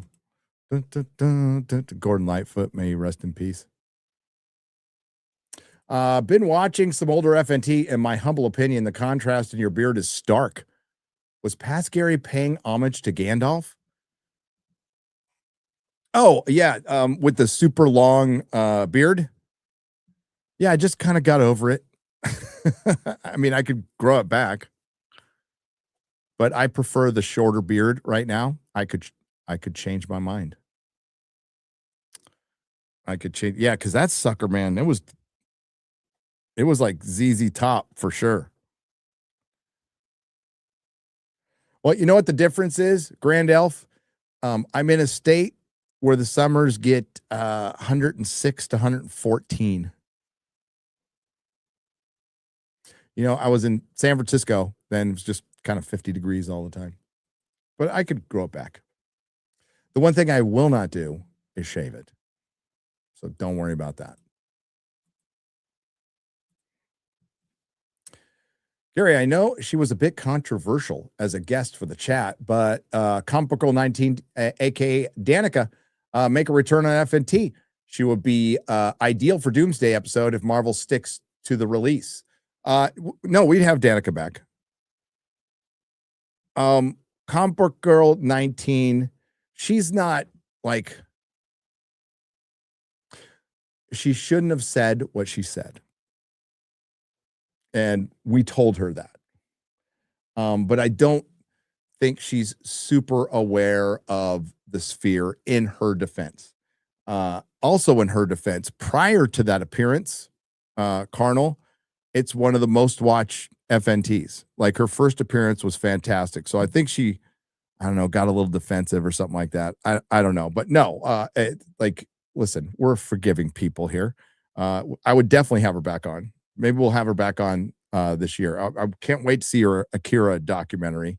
And I know she felt bad. I know she felt really bad. So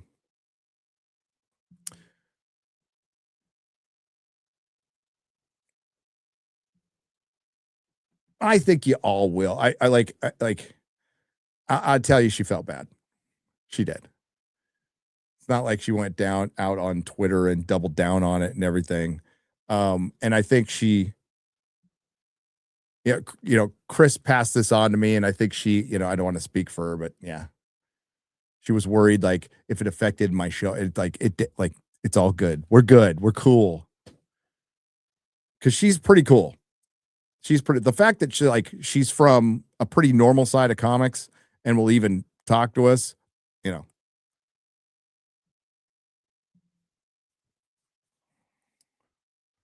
No, I like Danica. Listen, we all say stupid. I say stupid shit. We all say stupid shit, but if you own up to it, I think I find, particularly our sphere, our general area, real fucking forgiving if you just own up to it. You're not the kind of people like, we'll never talk to her again. She's dead to me. And that's what I appreciate about you guys a lot. I appreciate the sphere. I understand every day how fortunate I am to have this gig, but also to have the genuine, because I know there's so little of it. And it's really hard to explain, because I mean, you don't see us behind the scenes every day. Like, I talk to Jeremy pretty much every day at this point. We've been calling each other a lot. And and I just text Mahler, like, we're friends. We talk about our personal stuff, and it's like real friend stuff. And I know how rare and unlikely that is, and I'm really grateful for it. It's kind of nice because I see all the other stuff. I know it's gay. I mean, they're all gay and retarded, but they're my friends. Okay. Yeah, I see all the other stuff going on, and yeah, I'm being old and boring is fucking awesome.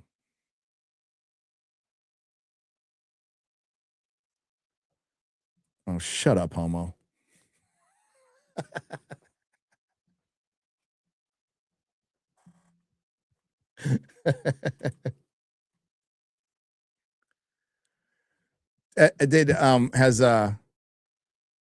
Has X-ray, is Jeremy going to be on the show? I don't even know if Jeremy's going to be on the show tomorrow. He might not be. Trump might have an emergency press conference.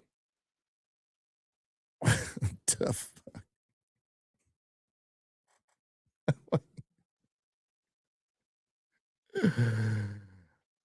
Hey, I am fake grass man. I fucking fake grass rules.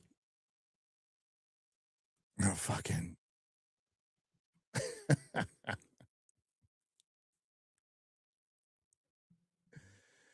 Oh, last Sunday was something else. Something else.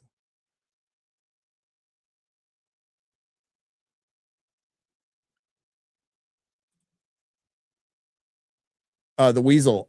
Having friends is important. What does it say that Dermy is one of mine? I wouldn't announce that publicly if I were you. Disavow.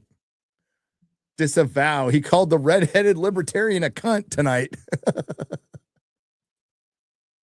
I mean, that's terrible. That is terrible. Eyes on Cinema dropped a new Bob Lazar supercut yesterday. It lists all of his inconsistencies in the story. It's awesome. It's an hour long and a must see. It says random commenter dude. I'll check it out.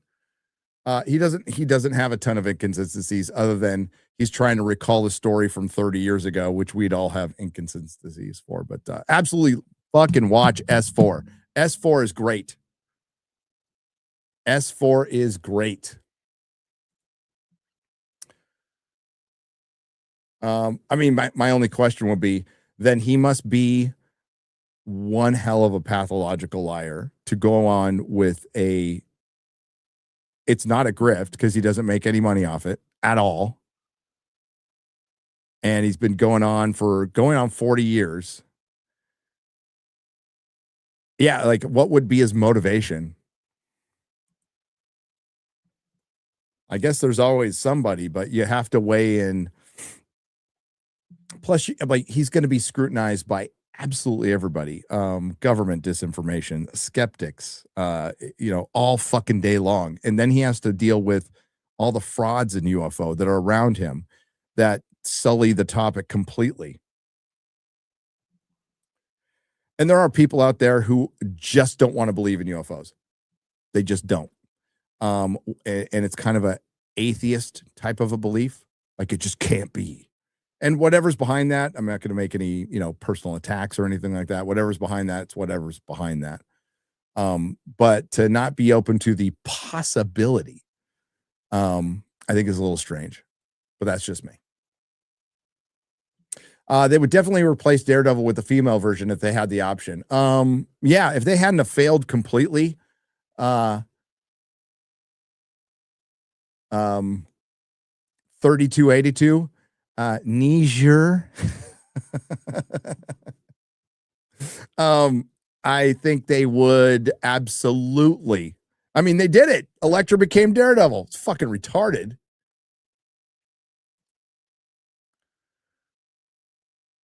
Do your dogs poop in the fake grass? That's the whole point of it. They poop on it and then we hose it down or pick it up. And yeah, I have real grass in the front. Okay. That sounds bad. I have real grass in the front and fake grass in the back. What do you think of Peter Dinklage in Alien Earth Season 2? I think there's a good chance that Season 2 will come up short. Thank you very much. Because first season sucked. I read that one. Gary, why are Republicans so dumb? Do they want wokeism to make a comeback? Looks like they are going to lose the midterm. I think that's a pretty good chance. Because Republicans have always been kind of dumb. Sorry, the politicians. Okay, I think I've said that quite a bit. They know how to grab defeat out of the jaws of victory. Remember when some of these fucking knuckleheads were saying Democrats not going to win for the next 20 years? It's like, shut your fucking mouth. Don't even say something like that. And listen, not a Republican. Not. I'm a registered independent. Independent. I'm independent. But I really loathe communism, socialism, DEI, collectivism. And it's going to make the only thing the Republicans have going for them is the Democrats, while united, they have nobody. And if they're going to run up Gavin Newsom, and half the country is just dumb enough to fucking elect him. No, but when I heard people saying that, it's like, oh, God, are you new?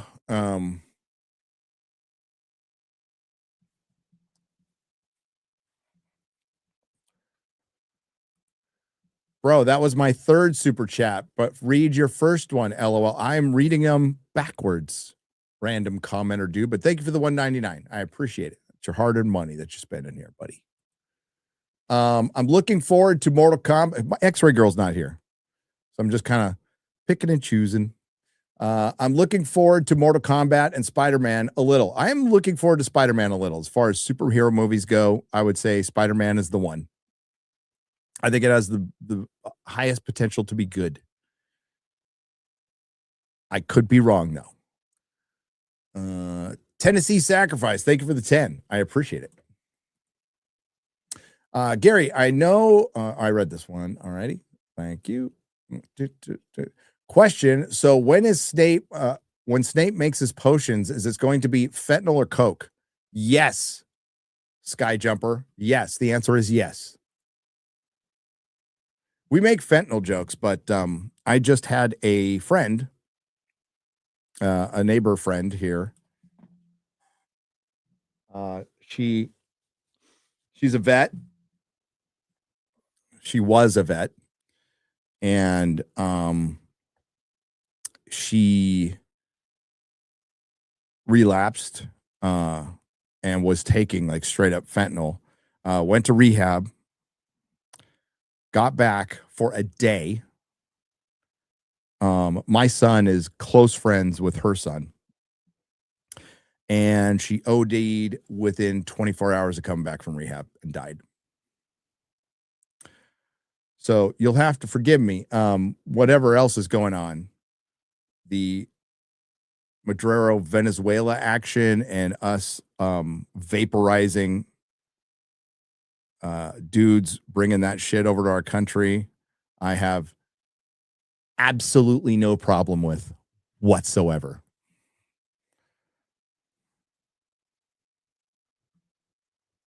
I wish we were just doing that more. I know the libertarians get mad. I don't give a fuck. I live in the real world. Mandatory head deflation. FNT is just part of the EFAP extended universe. I'm fine with that. Book of Grudges. I am good with that. I do not need to be the top dog. I'm not here for popularity. Believe it or not. I'm just here because I'm having fun. You guys should do a race and gender swapped FNT someday, maybe for an April Fool's or International Women's Day. See, the problem is, Evo, we'd have to find 9 women who are funny. We're more likely to get a good Star Wars movie. Did you ever watch the complete series of Superman and Lois? James Gunn had it canceled for his movie. The battle between Superman and Doomsday to a Soundgarden song was epic. I think you'd enjoy the series. Definitely worth it. I own the entire series and I liked it I was shocked that I liked it. When they brought him over from Supergirl, because he kind of sucked in Supergirl. So when they took a very serious approach with the show, I was kind of floored. And it's not like 10 out of 10 entertainment, but you can't deny that Superman in all of his forms has been really successful on television. It makes you wonder why they've never done Batman on television. But if you go back to George Reeves, we've had George Reeves Superman. We had the 2 Superboys playing in the one show, and that wasn't bad. Superman and Lois, Smallville. Like, we've had a lot of good Superman shows. We won't talk about Krypton. That wasn't a Superman show. But why does Superman work so well on TV? And it's a better Superman than Superman's James Gunn, like by a lot. I watched season 4, but the inconsistencies are wild in the supercut. Clips are back to back and kind of eye-opening. You'll like it. It's all rare footage. Oh, watched S4. Why did I say season 4? Thank you, random comment.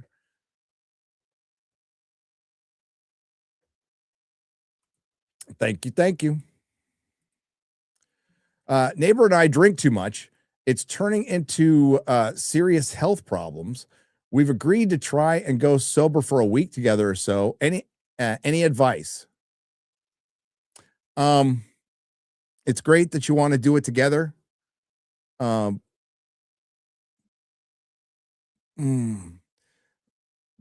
that's not, I don't want to give bad advice because, man, it's different for everybody. But here would be my experience. Getting sober and straightening out your life is not, it's not something you can take lightly. And it has to be very personal. Now, it's great to have help, but that help has to come in the form of somebody who's already sober, or a therapist coming in who's, and it's got to be a therapist who is educated in sobriety. Not a lot of them are. But the problem is that through my experience, and I've seen people try this before, is one will drag the other down like 100% of the time. And this is your life on the line, Dave, believe it or not. It might not be or feel as bad now, but your life is in danger. So, and it might be alarming to hear, but that's, I needed to hear that at the time too. I needed to hear like I was going to die, and I was going to die and leave behind my kids and my wife. So it's that serious. So I would recommend going to a meeting. It's not going to hit all at once. So like, don't beat yourself up if you're not, the first time you go to the meeting, you're not sober for a month. That's not too unusual. The thing is to just keep going back and, just know that a lot of us who have gotten sober, it was like, it's kind of like a crash landing or a rough landing. But again, like, don't beat yourself up. Just really try to learn one day at a time. Talk to as many people as you can. Get to a meeting. You surround yourself with sober people. Life gets better. I'm not going to say it's easy, but life gets 1,000% better in a decent amount of time. You will notice differences in a couple months.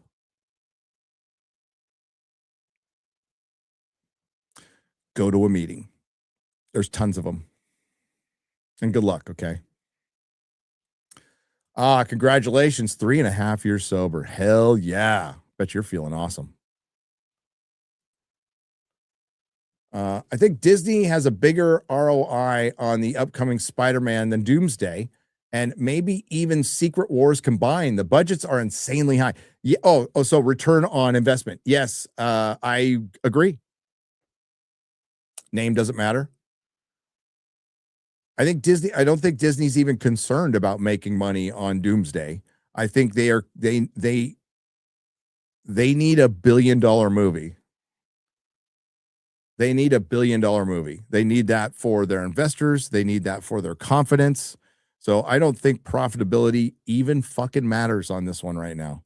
I think they're just like, we need to get butts back in seats. We need to get people getting excited about Marvel movies again so we can keep making them. Because if Doomsday underperforms and Secret Wars underperforms, then you're going to, like, now that Iger's gone, changes will have to be made.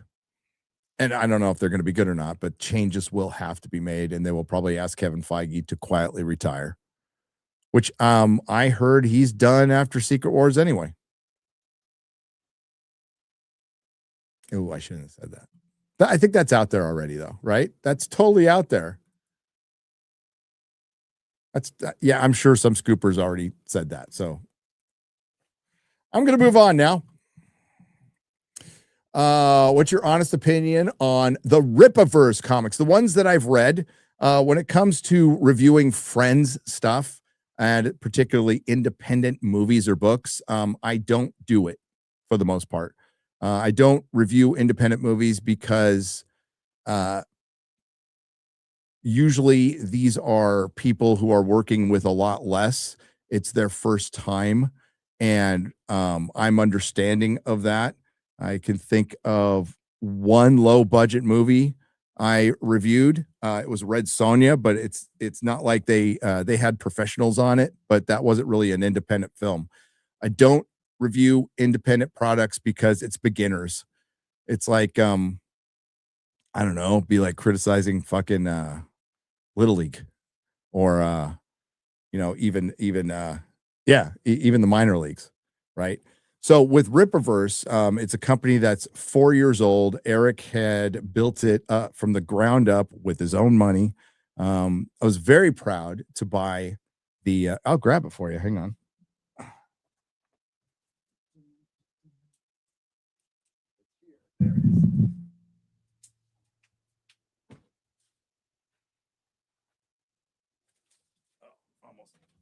Knocked everything over because my earphones are stuck. Yeah, so aside from getting Journey in the Mystery 83, my other purchase, third purchase at MegaCon was this fucking bad boy right here. Look at how fucking thick that is. This is phenomenal.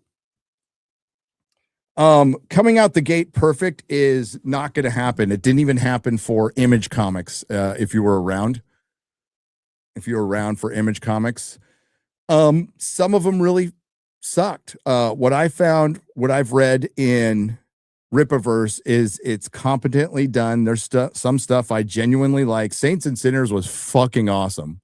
And yeah, you're going to go, well, your friends wrote that. Yep. I still loved it. And I'll be real.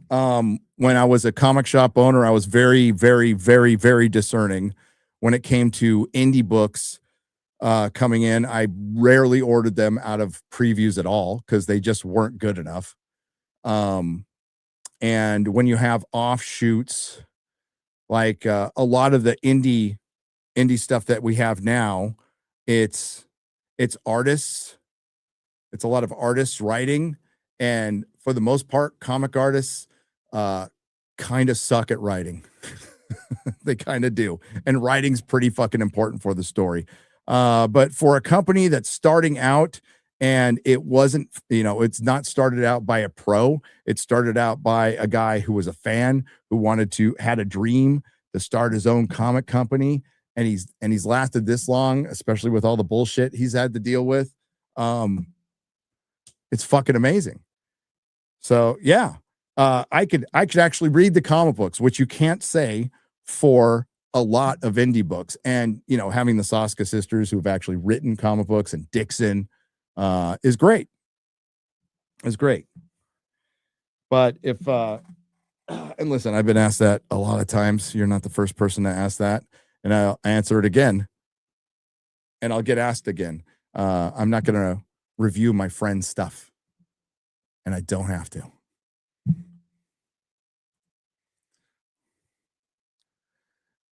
You know what I go after? I go after Hollywood, which has all the resources in the world.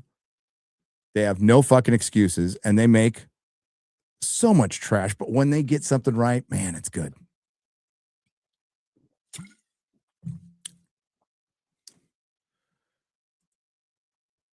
But this is like the fact that he can make an omnibus in that amount of time. That's fucking, and this thing is great. It's for one, the printing, the binding is fucking fun. There we go. Jen and Silva Soska right there. Yaira. Right there. Look at that. Look at that art.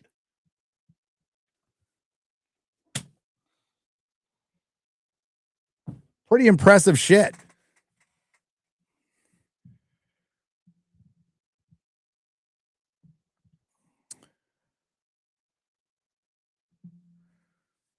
I'm gonna burp. Hang on.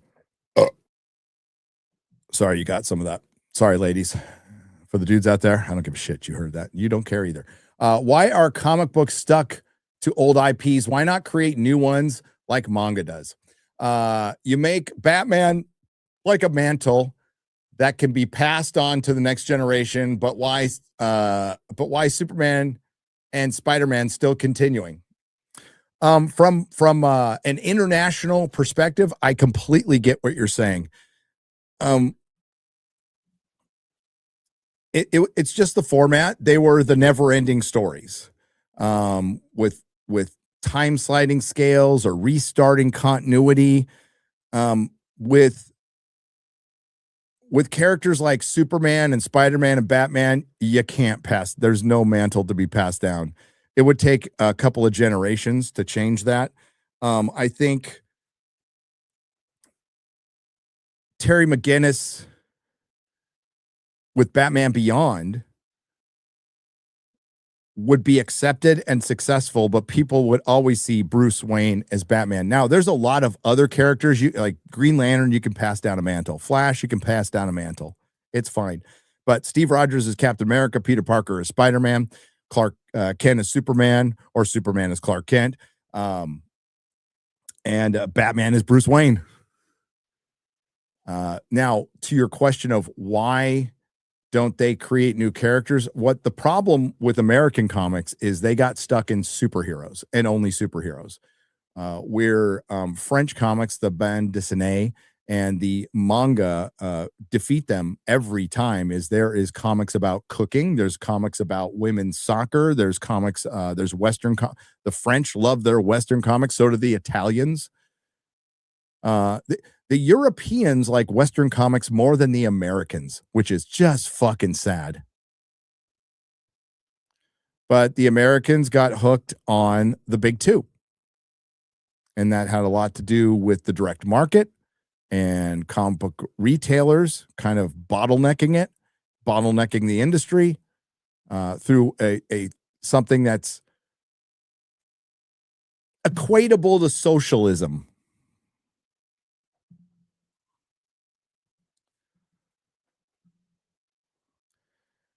So I think, I mean, we're kind of at the end now, Aaron. If I'm saying your name right, sorry. There'll always be Spider-Man and Batman. The continuity is fucked with both companies right now, to the point where I doubt they even care anymore. And with Batman, you're able to do Elseworld stories and stuff. With Spider-Man, they're kind of trapped. Marvel fans are not going to be big on if they reboot it, like Marvel's going to have to reboot. And that might be the most exciting thing they've done. But the problem is, if you reboot it and then you bring back in like, hey, we're going to reboot with Gail Simone and Mark Waid. What the fuck are we doing? You know, and they can't afford to bring any good talent in. They haven't really developed any good talent because that new good talent is kind of figured out, well, I'm not going to fucking work for Marvel and DC. They'll steal all my best ideas. I might as well go on my own. And you're probably smarter doing that. A lot of the older talent has washed out. And I doubt any of them would go back. Well, some of them probably go back for a big cut in pay. Yeah, a lot of them would actually go back for a big cut in pay. But they didn't develop any new artists because comics stopped being cool to a generation, and the kids with there's a finite number of talent in this world, right? It's being a comic book artist is very rare. So just being one who can work consistently and has a good work ethic and can work well with others is like finding a fucking unicorn. So that generational talent is going other places, right? They're going to manga. So now we have going on 2 generations of kids who read more manga than American comic books. So you don't have the talent replacement. That's why a lot of these companies started throwing jobs, DEI jobs, and like, just look at the covers of comic books. If it's not by Alex Ross or some top tier artist, they're shit. But even when they're that Superman, Batman, Spider-Man crossover, he's a good artist. It just was meh. Nothing dynamic. Like, the word dynamic doesn't apply to so many comic book covers now. And we just lost sight of telling good stories. I could go on all night. Sorry. I don't want to go all night. But the problem is you can't end those stories, and you probably should have. And any new characters that are going to be developed, no comic artist or writer is going to invent a new character for Marvel or DC. Unless they get like Rob Liefeld to negotiate. Rob Liefeld's a better negotiator than he is an artist. He's also taken a lot of credit for Deadpool, a lot of Deadpool's characteristics that he didn't come up with. But ooh, don't tell him that. He'll get mad and say he did. But yeah, like for American comics, it's a little too late, but they needed to diversify, and we don't get fantasy comics, no Western comics. Yes, they exist for the autists out there. Yes, they exist, but they don't sell in any significant numbers worth even bringing up. Yes, Western comics exist, and they sell in the thousands, the low thousands. So they pretty much don't exist.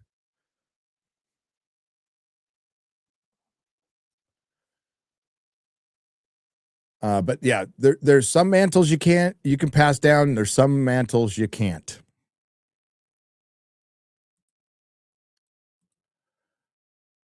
Hey, Gary, do you remember the 80s small press explosion? I do. Do you have a favorite? I self-published 2 back then. Keep up the good work. I mean, small press as far as like Pacific Comics. Pacific Comics was my favorite small press company, and it was purely because they were in San Diego. But PC Comics, baby.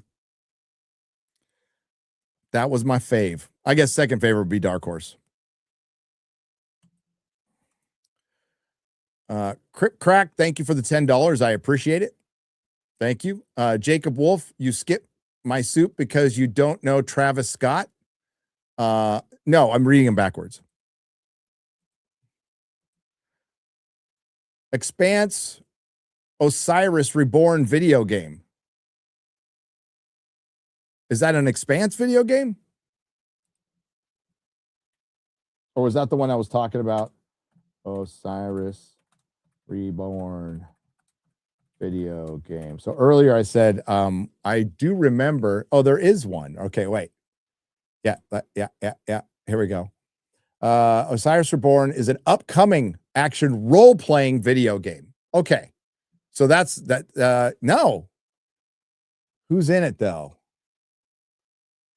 Where does it take place?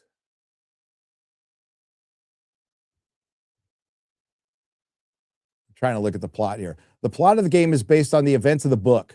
The player will take on the role of the commander of the Pinkwater Securities mercenary squad, controlling a space frigate and fighting for survival in outer space. I mean, that's cool. Will there be a feature where I can start a polyamorous family? God, that was fucking stupid. It was Expanse. The first 3 seasons are great. The first season is like 10 out of the first season and a half, right to where you get to the I think it's episode 5 of season 2, Home. The last Tom Jane episode, that is 10 out of 10 science fiction. It starts out as a missing girl, not a private detective, but a detective looking for a missing girl, and it like leads you into like this political intrigue that's Game of Thrones level good. And one of the best usage, like it was one of the most genuine. It was the prime example of like a show being diverse, but never talking about it, right? Because it was just the world in the future. One of my favorite things is they had the Belters, who were like the space teamsters. They had Mars, which was a military colony, very disciplined, but very driven. And then they had Earth, which was basically controlled by the United Nations, and it was a shithole. It was a complete shithole. What happened later on in the books, and more importantly in the show, was Ty Frank and Dan Abrahams got a little more free with their politics, and they kind of went off the rails. kind of went off the rails, and that Hollywood morality slipped in. What was her name? Was it Michiu Pa? The character from not Babylon's Ashes. What will book 6? It's been a minute since I read it.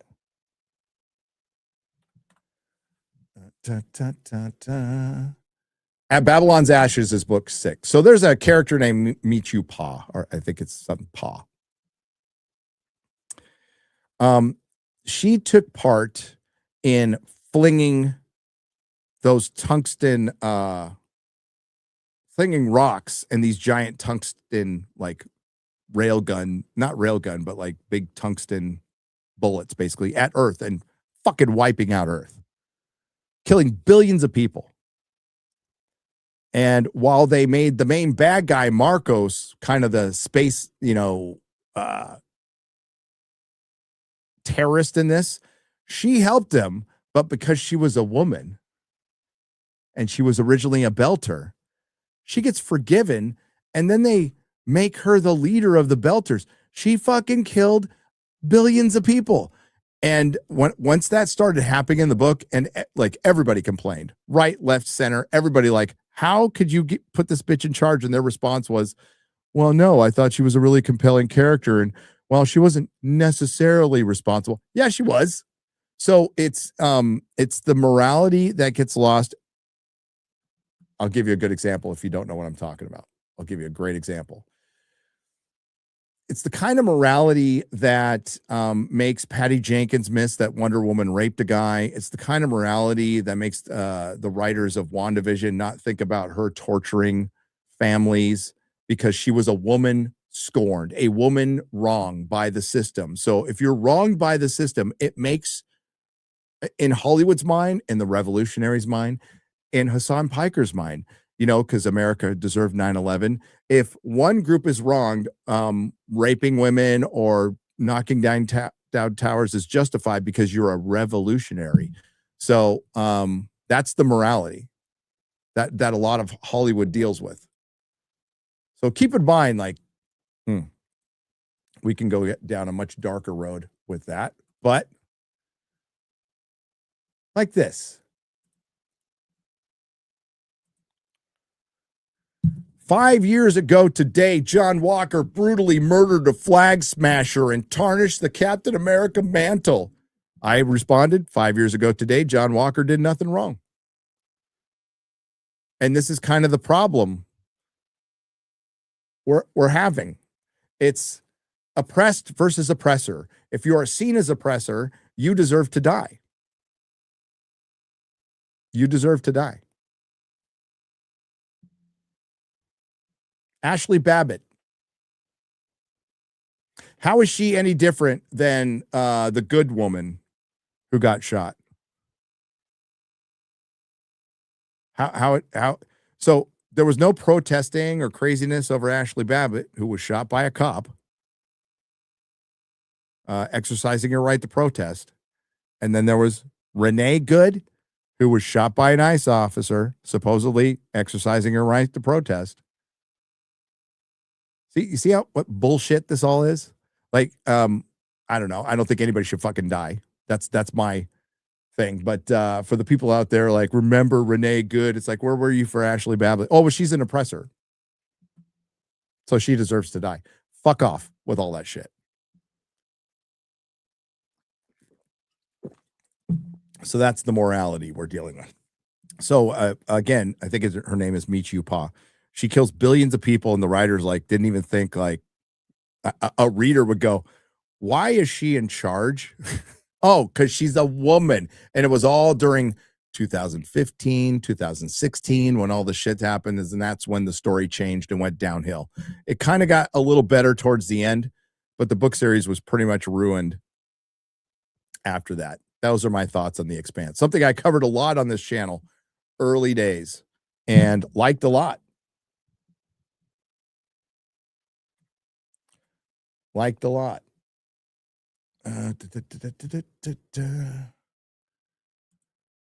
Oppenheimer was his last successful film, and that was due to large part of it being released alongside Barbie. He doesn't have that luxury this time. Feanor, I agree. And listen, I don't love Oppenheimer. I got a lot of shit at the time. I think it's like a 6 out of 10 movie. I don't like biopics. Thought it was a little too friendly to the commies for my taste. Like, it's a whole movie of telling us he's not a communist, but yeah, but he's not a communist, but his best friend's a communist. The woman he's fucking is a communist.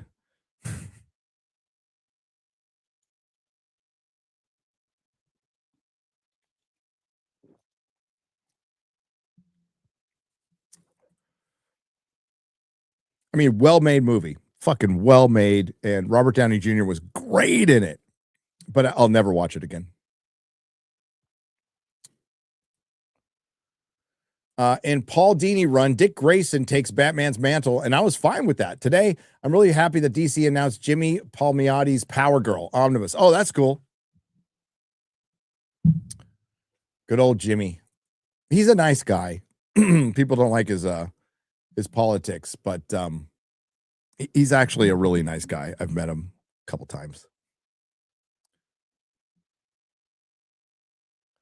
Unpopular opinion, says Jacob Wolf for $4.99. I like the Travis Scott music in the Odyssey IMAX prologue. Hate me. I like Travis Scott music, and he did the music on Tenet too.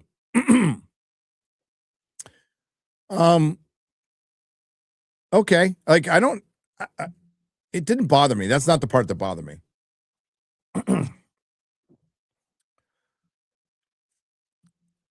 So I won't hate you for liking that. You like what you like, Jacob. It's all good, baby.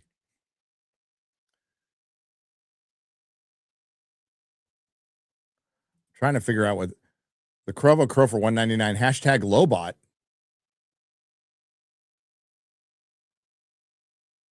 Oh, Ms. Filoni? I don't know what that means. I'm a fan of Lobot. I had his action figure when I was a kid.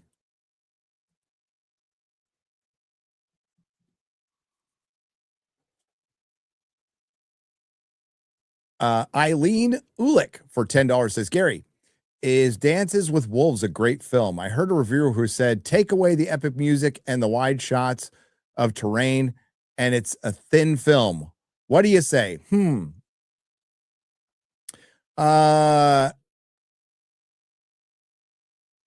haven't seen it in a long time, Eileen.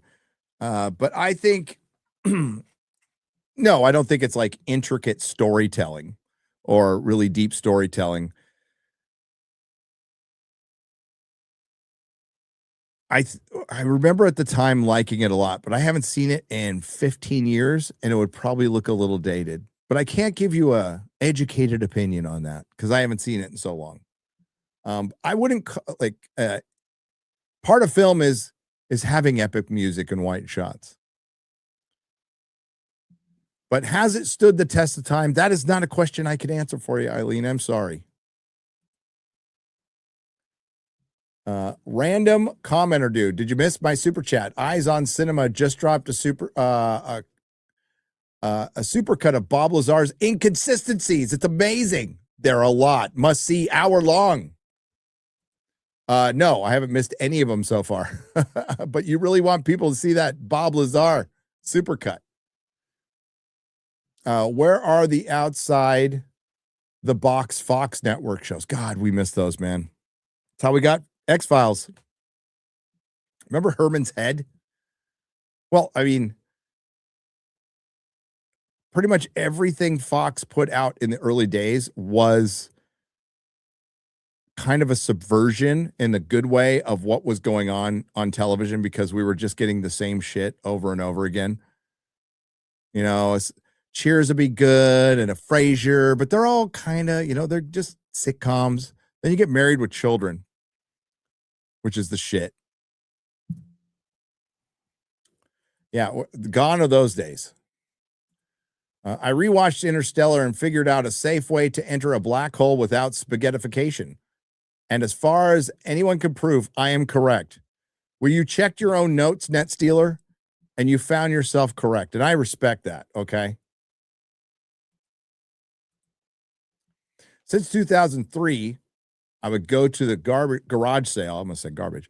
There was always somebody selling rocket loads of comics. Crazy that Jim Lee just found that out, man. Jim, nice guy, bad president. What are you talking about? The 1011th version of Batman is selling like crazy. Jiggy Doss YouTube for $19.99, proper British money. Hail Gary. And chat, cheers for keeping me chuckling when mental health is a bitch. Sorry, buddy. Did I hear you were planning a trip to the UK next year? Yes. Come check out my live stream so I can quit Twitch, please, chat. Hail, Gary, X-Ray Girl, and the Fellowship. Hail to you, sir. Hail to you. Yeah, we'll be next year, next September. We've got a trip. It's going to be a trip kind of like our Japan and Peru trip. So it's going to be, we're going to be checking out megaliths. So some ancient civilization history mixed with nerd stuff like Harry Potter stuff. Stay tuned. It's going to be fun. Did they use Muse a Girl? Did they make Muse a girl in the comics last year? Yes. Just to put her in Born Again? Probably super stubs. I would assume so. Yes. Gary, have you ever considered having dark journalist? Oh, I've read this one. Thank you. I honestly don't understand all the superhero movie. I read that one too. Read that one. Did you see the Riff Track guys are now making new episodes of Mystery Science Theater 3000 with Mike Nelson cast reprising? No. Interesting. A little late, but interesting. Read that one. That one. Sorry, give me just a second here.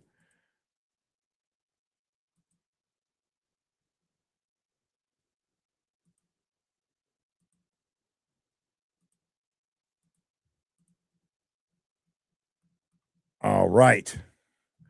Okay.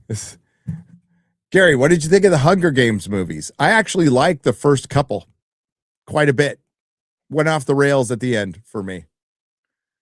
But I enjoyed the first one. What I really like what they do is how they represent Hollywood or entertainment. I think it was very accurate.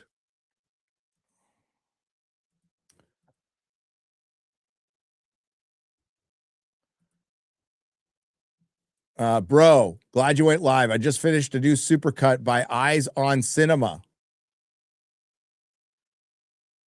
Are you Eyes on Cinema's brother, sister, father, son? It's an hour long and has clips of, guys, you might not have heard this, but it's got clips of Bob Lazar's inconsistencies.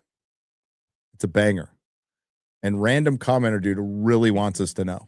And I appreciate that. Thank you for spending the $25 advertising. Here, and now I'm going to go look. What? Oh, shit. I just took it away. What is, was it Dark Cinema? I already forgot the name.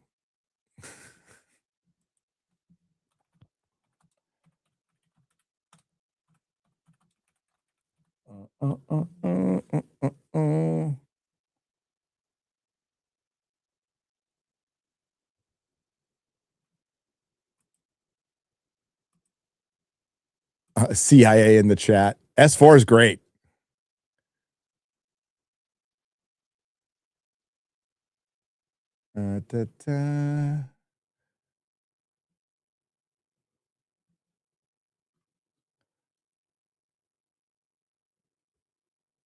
Yeah, I'm not seeing it.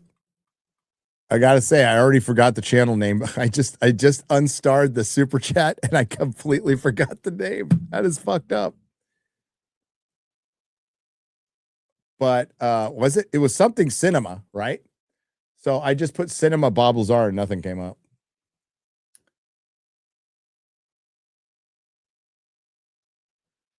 Oh, there it is. Oh yeah, somebody was adding me this like crazy on Twitter too. Eyes on Cinema. It's got 231,000 subscribers. That's fucking good.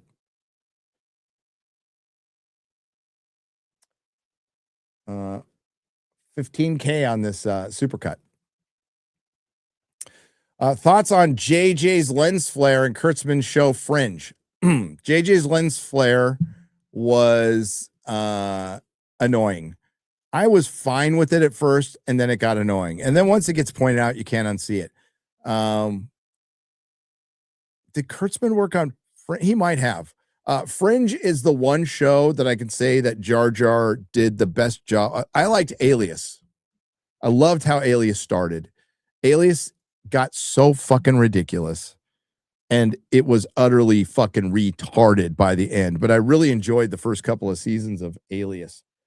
Fringe I liked, but again, Fringe kind of got a little fucking ridiculous. There is concepts in Fringe that are fucking amazing, though. Amazing. Yeah, Kurtzman was on that. Roberto Orsi was still around. Big difference with Kurtzman with Orsi and without Orsi. But I liked Fringe. I did.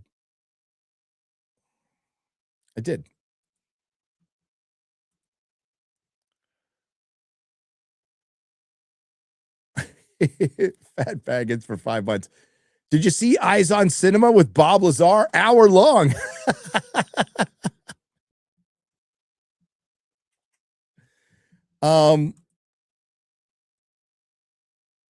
You know what? I'll shoot him a DM. I'll shoot him a DM tomorrow morning. I doubt he'll see it. I don't even know if he runs his Twitter account. And he probably gets fucking asked all the time to come on shows. Like all the time. And I mean, just because he's reacted, ask Kada, just because he's reacted to a couple of my videos, I don't know if he even knows who I am. But I subscribe to his YouTube channel. I do not watch him on Twitch because I don't watch Twitch because I'm a 56-year-old male. Gary, I've gone from being divorced and living in my car to now being on the cusp of my doctorate. Fuck yeah. Worked 2 jobs and went back to school for English lit. Just wanted to share my joy with you. Oh, wait, hang on. I want to make sure I give it. There we go.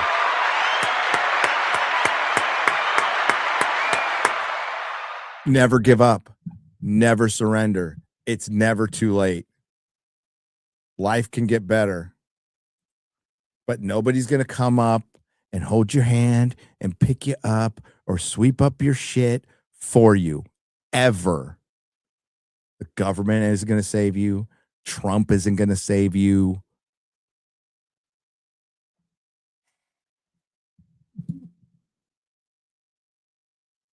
Appreciate and love your family and understand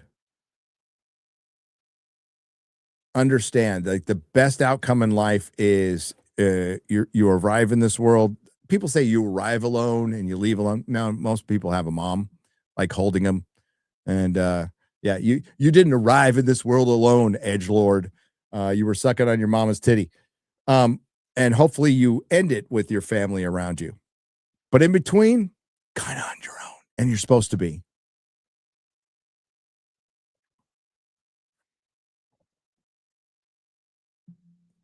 I was watching a lot of commenters, and listen, they know more about politics than I do. They do. Some of them, you know who knows them? You might, I don't care if you agree with them or not. You know who is one of the most well-read people on politics outside of like Michael Knowles over at Daily Wire is Razor Fist. Razor Fist. I would pay good money to see a political debate between Hassan Piker and Razor Fist. Razor Fist would wipe the fucking floor with him. And again, you know, Razor Fist doesn't agree with all of my opinions, and I don't agree with him, but we could still be friends. It's a weird little thing. You know, my wife doesn't agree with me on everything. But yeah.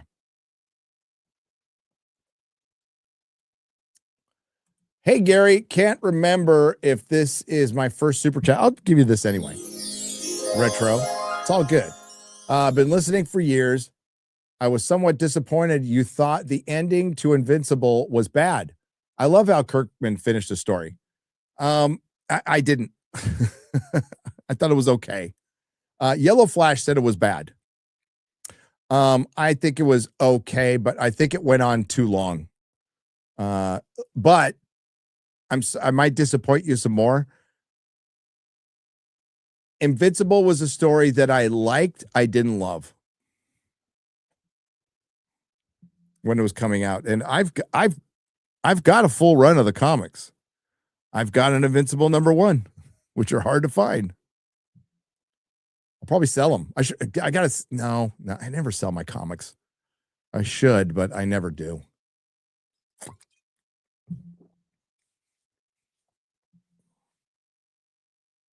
What's funny is I had 3 or 4 Invincibles #1s like laying around forever, and I didn't treat them very well, which sucked. But early days of YouTube, I sold them to pay bills. Should have waited. Should have waited. But if you liked it, that's all that counts. It doesn't matter what I like or not. It's all good. I saw a lot of people destroying the animation. The animation doesn't look good. It doesn't. But if the storytelling is still good, I think that's okay. But I was out. Like the changes they made, I was not happy with, and I'm so fucking done with gender and race swaps just to do it. It's an immediate turnoff. First 3 seasons of House with Hugh Laurie was great. Fucking 10 out of 10 TV, Matthew.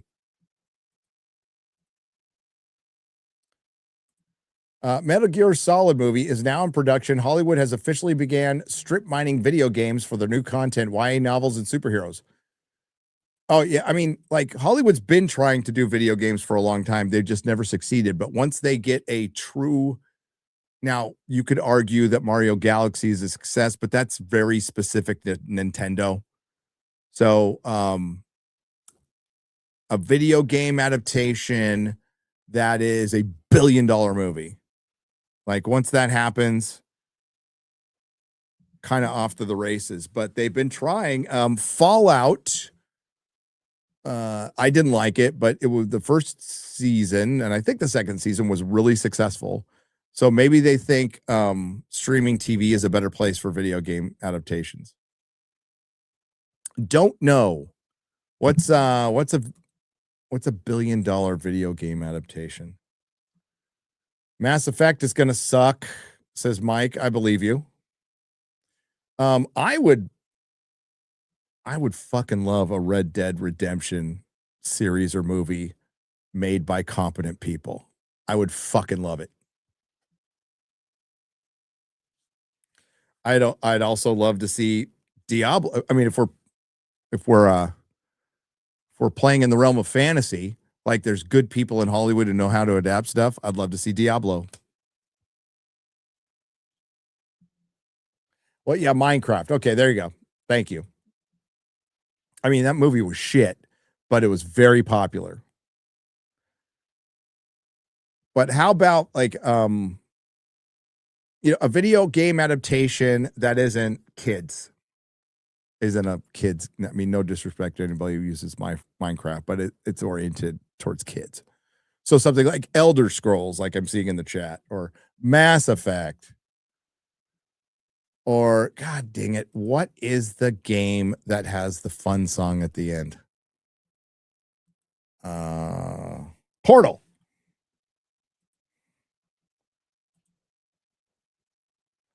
Doom. You're really asking the wrong guy. But hey, they should adapt The Witcher into a Netflix series. What do you think, guys?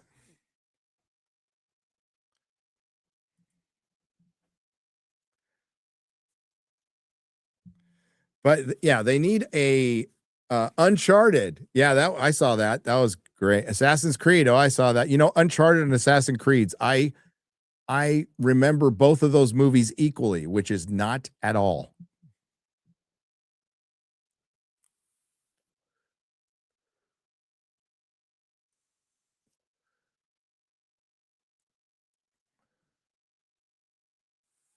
Hey, maybe Mortal Kombat, right, is a massive hit. The movie looks fun. The trailer legit looks fun. Like I played more. That's actually a game I played a little bit, but yeah, I'm looking forward to seeing that movie. Reloaded. There we go. There we go. I don't know anything about comics. No. Do I watch all your videos and lives? Yes, I do. Listening to you at work right now helps me pass the day faster. Oh, Mags, that's awesome. You don't need to know anything about comics, especially modern comics. You're not missing anything. But if you're interested, there are stories that are, if you're like not interested in superheroes, there are stories out there that are quite good that you can get into.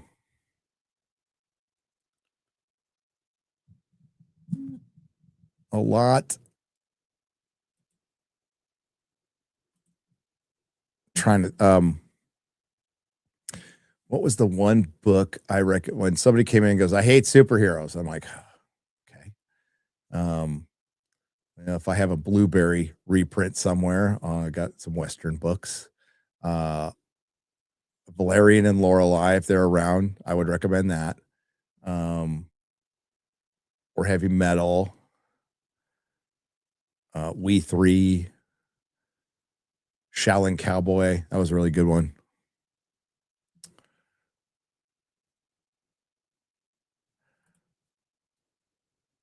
What's your favorite Batman, Spider-Man, and Superman? That is a giant question, my friend. Giant question. Batman, pretty much 400 to for a long time.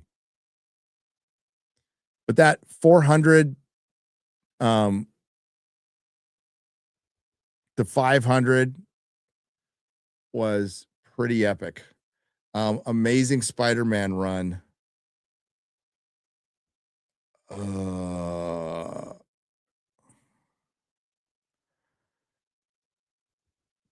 Well, when I was a kid, I was reading it from issue 200 to almost 400. Then you can skip a little bit. And I actually did like the early Straczynski stuff when they renumbered it back to 500. John Byrne did some before that, brought back Mary Jane. That was pretty good too. Dan Jurgens, both runs of Superman are my favorite Superman run.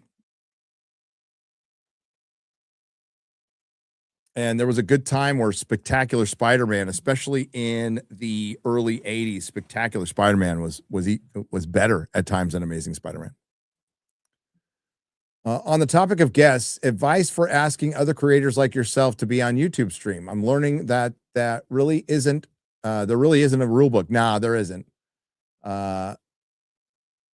Zakanen. It's usually a matter of just time, but just ask. And be persistent, but don't be spammy. That would be my suggestion. Thank you for the 666. Be persistent, but not spammy. Find a happy medium there, because a lot of us either don't see our email, or especially if it's through DMs, which are a hot mess for everybody. But just ask.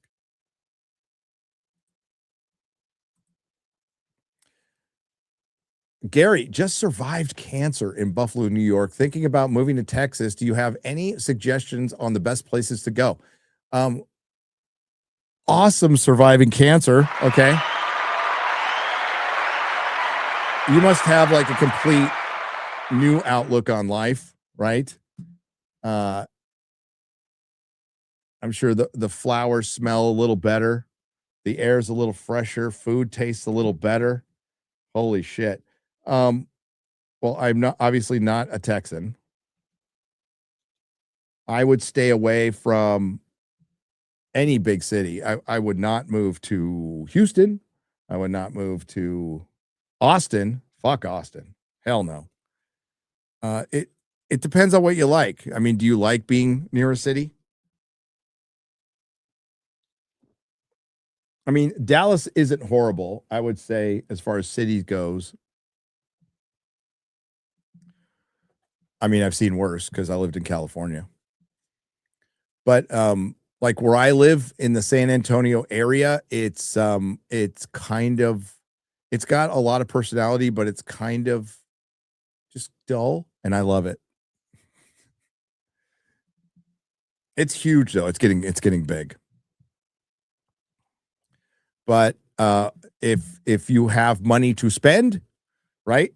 You're moving from New York. It's Buffalo, but you're still moving from New York. The Hill Country is fucking awesome. I was going to live there, but there was no fiber internet, and I needed it for my job. So that's the only reason I didn't move to the Hill Country, which is gorgeous. Just saying hi, been too long. Vet's talking. What's up, brother? How you been, man? What are you doing up? Hope everything's okay. Also, sorry about the chat last FNT. You don't need to apologize, super subs. I wasn't trying to shit on the FNT now, just one piece, because in my humble opinion, it's trash.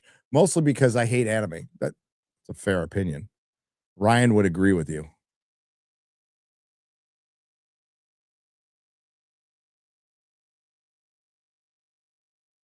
Hey, Gary, balls for teeth. Weird question. What vape do you use? That's not a weird question.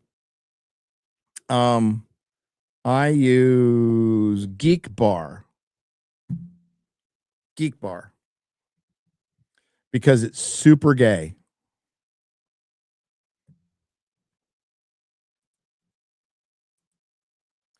I'm collecting X-Men 94, the end. Should I collect the early ones? Oh, prior to 94? Well, most of them are reprints. That's the thing. I would say 94 to the end for now. Work your way back. It depends on how much money you have. If I were in your position and say I had a bunch of money, I'd get 94 and up. Oh man, you could stop in. Honestly, with X-Men, you could stop in the early 2000s and you'd be good. You'd be good. And then you go back and you get your key. You focus on your keys first. So focus on saving money to get X-Men #1. It's still affordable in a low grade, which is shocking, but it's still affordable in a low grade. And what I mean, relatively speaking, all right. For investment purposes, you can get a lower grade X-Men for under $10,000. And if you had it graded, it would be a good investment because that would only increase in value over time. A lot of times, Marvel key issues perform better than stocks. So if you saved up a bunch of money and bought an Amazing Fantasy 15 for under $10,000 10 years ago, it would be worth close to 20 now in that grade range. So 3.5 down. It'd be worth like a 4.0 would be worth $20,000. You would have made $10,000 over that time.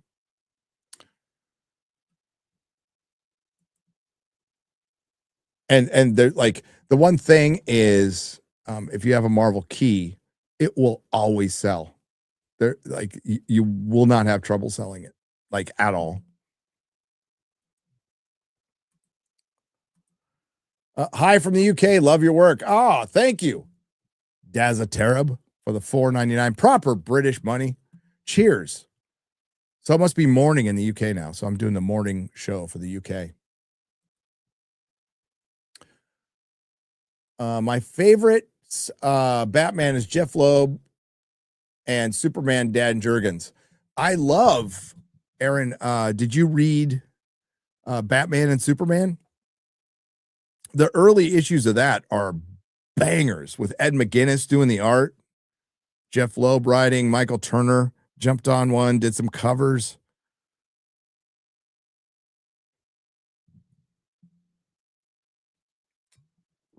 Love that series.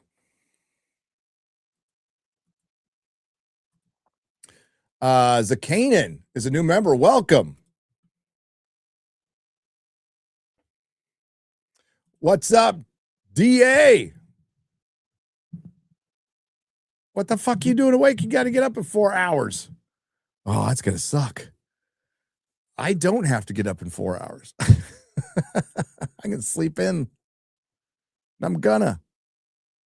I was only going to stream for like an hour. What the? Like, I'm insane for thinking that. I'm insane for thinking that. Go check out the DA, Derek Anderson. Great channel.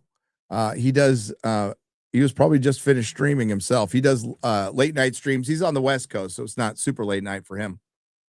It's like midnight for him. So you got to get to work at like 5 a.m. I remember those days, brother. Woo! Don't miss them. Almost Human was interesting buddy cop Fox show. Yeah, it was missing something. Good concept. Good concept.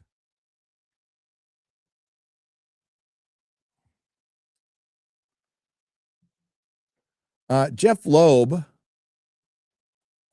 had a really good comic book run. He lost his son, which was tragic. And then he went to TV, and he did okay in TV, but not great. He was overseeing a lot of the Marvel TV before Kevin Feige came along. Yeah, Derek's a good guy. The DA. Tennessee Sacrifice has gifted 5 Nerdrotic Live memberships. Hail, thank you. Thank you very much.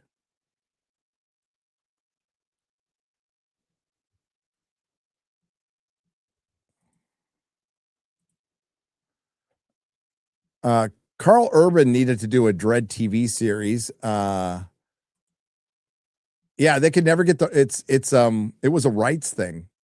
The Kanan, that's what's held that up for so long. I don't think we'll ever get it, but it's so dumb that we haven't gotten it.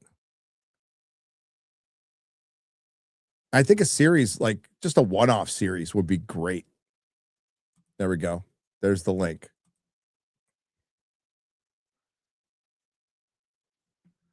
There's the link.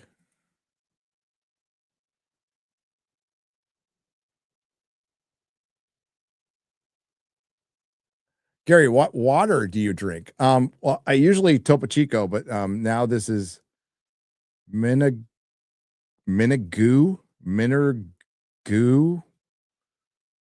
I like bubbly water. I like to believe that there's no microplastics invading my testicles from these bottles, but they probably are. But I like it out of a glass bottle. Ethan Ralph is our friend. Okay, cool. Night DA, the chat says.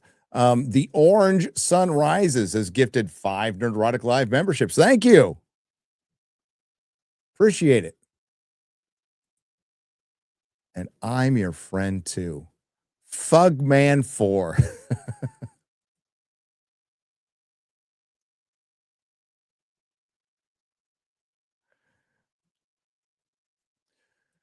IGN posted an interview with the new showrunners of One Piece live action. Oda wants 7-8 seasons. Oda is writing the scripts and is basically running the show. The poor guy, Oda, brother, Oda, human to human. You can't do this.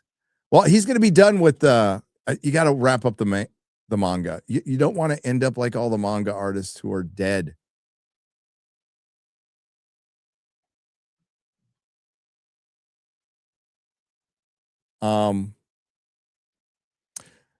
Yeah, I got to check out the new showrunners. If they keep, they're going to have to keep the directors. The directing is key for that. But however you feel about the showrunners, they've never been overtly political or annoying at all. But I wonder what happened behind the scenes to where they both flamed out. And the thing is, you could be like, imagine though, like you get the biggest break in the world. You're never going to get a break bigger than this. You got a hit Netflix show that is generally loved. You get this big break. You've been working your whole life to do, like, get guaranteed employment. on adapting a show that was pretty tough to adapt. That worked, despite what some anime fans will say. It worked. It got to people who are just not going to watch the anime. Anime is a barrier. It's not a matter of thinking people are stupid because they can't get over that barrier. That's not even important. Animation is a barrier for a lot of people, for a lot of adults, right? Not for me, but for other people. Anime is yet another barrier here in the West. And the anime fans go, fuck them. Okay, that's fair. That's fair. But they need normies over here in the West to watch this stuff. And I think they did a really good job, because I thought the show was going to be stupid and gay, and I freaking love it. I absolutely love it. And it made me interested in One Piece. I was looking today for, I couldn't find a good one, but I like fantasy maps. I was looking for like a One Piece map of the world. Haven't found a good one yet, but I know I will. Listen, normies are a double-edged sword. They make the world go round. They keep your show alive, but they also bring in a lot of tourists to fandoms. So, I remember the time. I remember the day that Marvel bought, Disney bought Marvel. We did an emergency podcast in my store, and to a man and a woman, we said, oh, we'll probably get some good movies, but the comic books will suffer. And that's exactly what happened. So yeah, I don't understand why the show, it must have been really bad, or maybe they were asked to leave. I can't put my head around it. Again, you work all your life to be a writer for television and for film, and you got this opportunity right in front of you that you now have that you will never, ever get again. And you're leaving for mental health reasons, or you just didn't like what was going on. And then in about 5 years, you're going to go, what the fuck did I do? How could I have not made that work? But some people just don't have the mindset for the work, right? You have all the talent in the world, but if you don't have the mindset, it's not all talent. It's not all talent.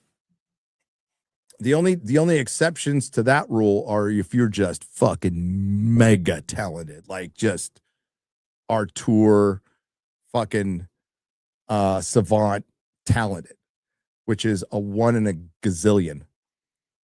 The other times, they'll put up with you for a little while if you're super talented, but if you're a pain in the ass, if you're always late, if you don't have a work ethic, they'll get rid of you. You got to have that mindset to go with it. Even with YouTube and content creation, you have to have, there's a mindset that goes with this. And not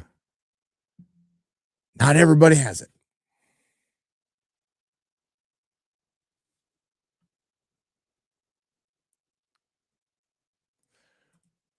Morning, folks. I'm not a huge anime fan, but I grew up loving Battle of the Planets. Battle of the Planets is awesome. Also, Bubbles was great from a glass bottle, except Coke needs to be in an ice cold can. Bottled Coke goes flat. Huh. You're not drinking it fast enough, Carried. Mexican Coke rules. Absolutely rules.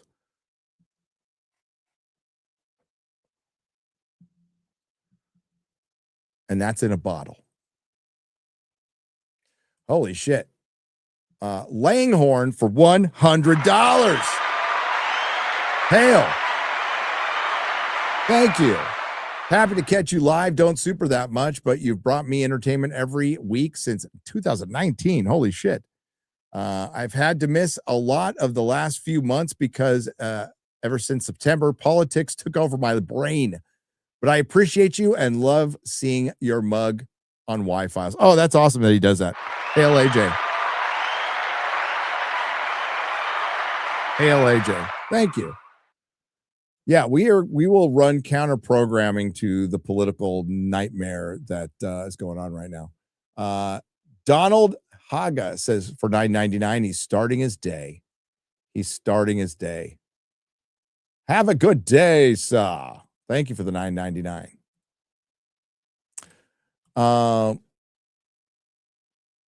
Hi, Gary. What do you think will happen to the Marvel and Star Wars IPs within the next 10 years? Will Disney still own them? Yeah. I think they will be. I think eventually they're going to have to be rested. I don't know if Disney wants to hear that, but they're going to have to be rested at some point. So I predict in the next 10 years they're rested because it's going to get to a point. This might sound hard to believe right now, but it's going to get to a point to where it's too expensive to make these things and there's not enough return. They're already seeing diminishing returns. I think Star Wars goes before Marvel. I think Marvel still has shelf life and potential. I don't know what you do with Star Wars. Oh, you remake it and you reboot Marvel.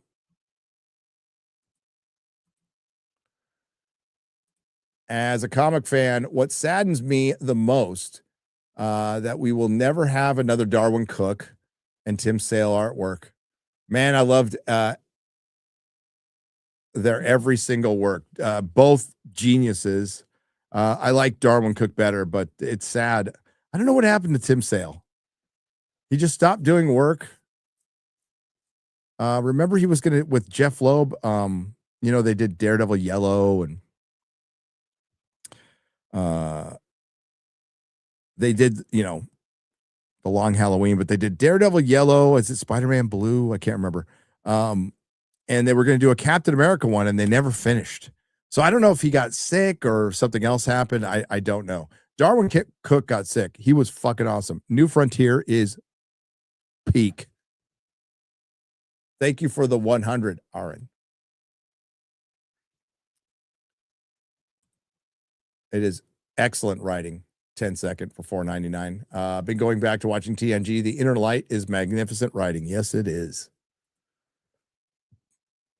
I read that one. And Orange Sun Rises has gifted 5 Nerdrotic Live memberships. Hail.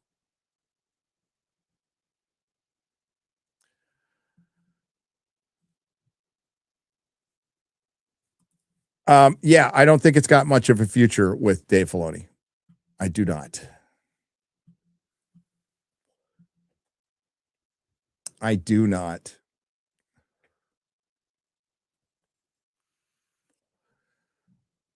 Yeah, it's almost 3, so I got to go to bed. I have to get some rest now. But thank you, everyone, for joining this impromptu stream where I was just chilling. I figure I was probably going to just watch, I don't know, watch some Cowboy Bebop, or I'm like, I'll just stream instead. So thank you, everyone. Thanks to the Modrotics. Thanks to everyone who left a super chat and donation. Come back to San Francisco. Well, I have to. Because I still have stuff there. But that'll be my last trip, brother. Thanks to everyone who left a super chat donation. You help keep the lights on. Thanks to everybody who participated in the chat and all the lurkers out there. I hope you have a great morning at this point, and I'll see you in exactly 12 hours and 6 minutes for FNT. And the guest is, your guess is as good as mine. Don't drink from the fountain. Never do. Never do. Lata. Hail. Oh, look at that. Oh, wait, no. Beardo lost weight.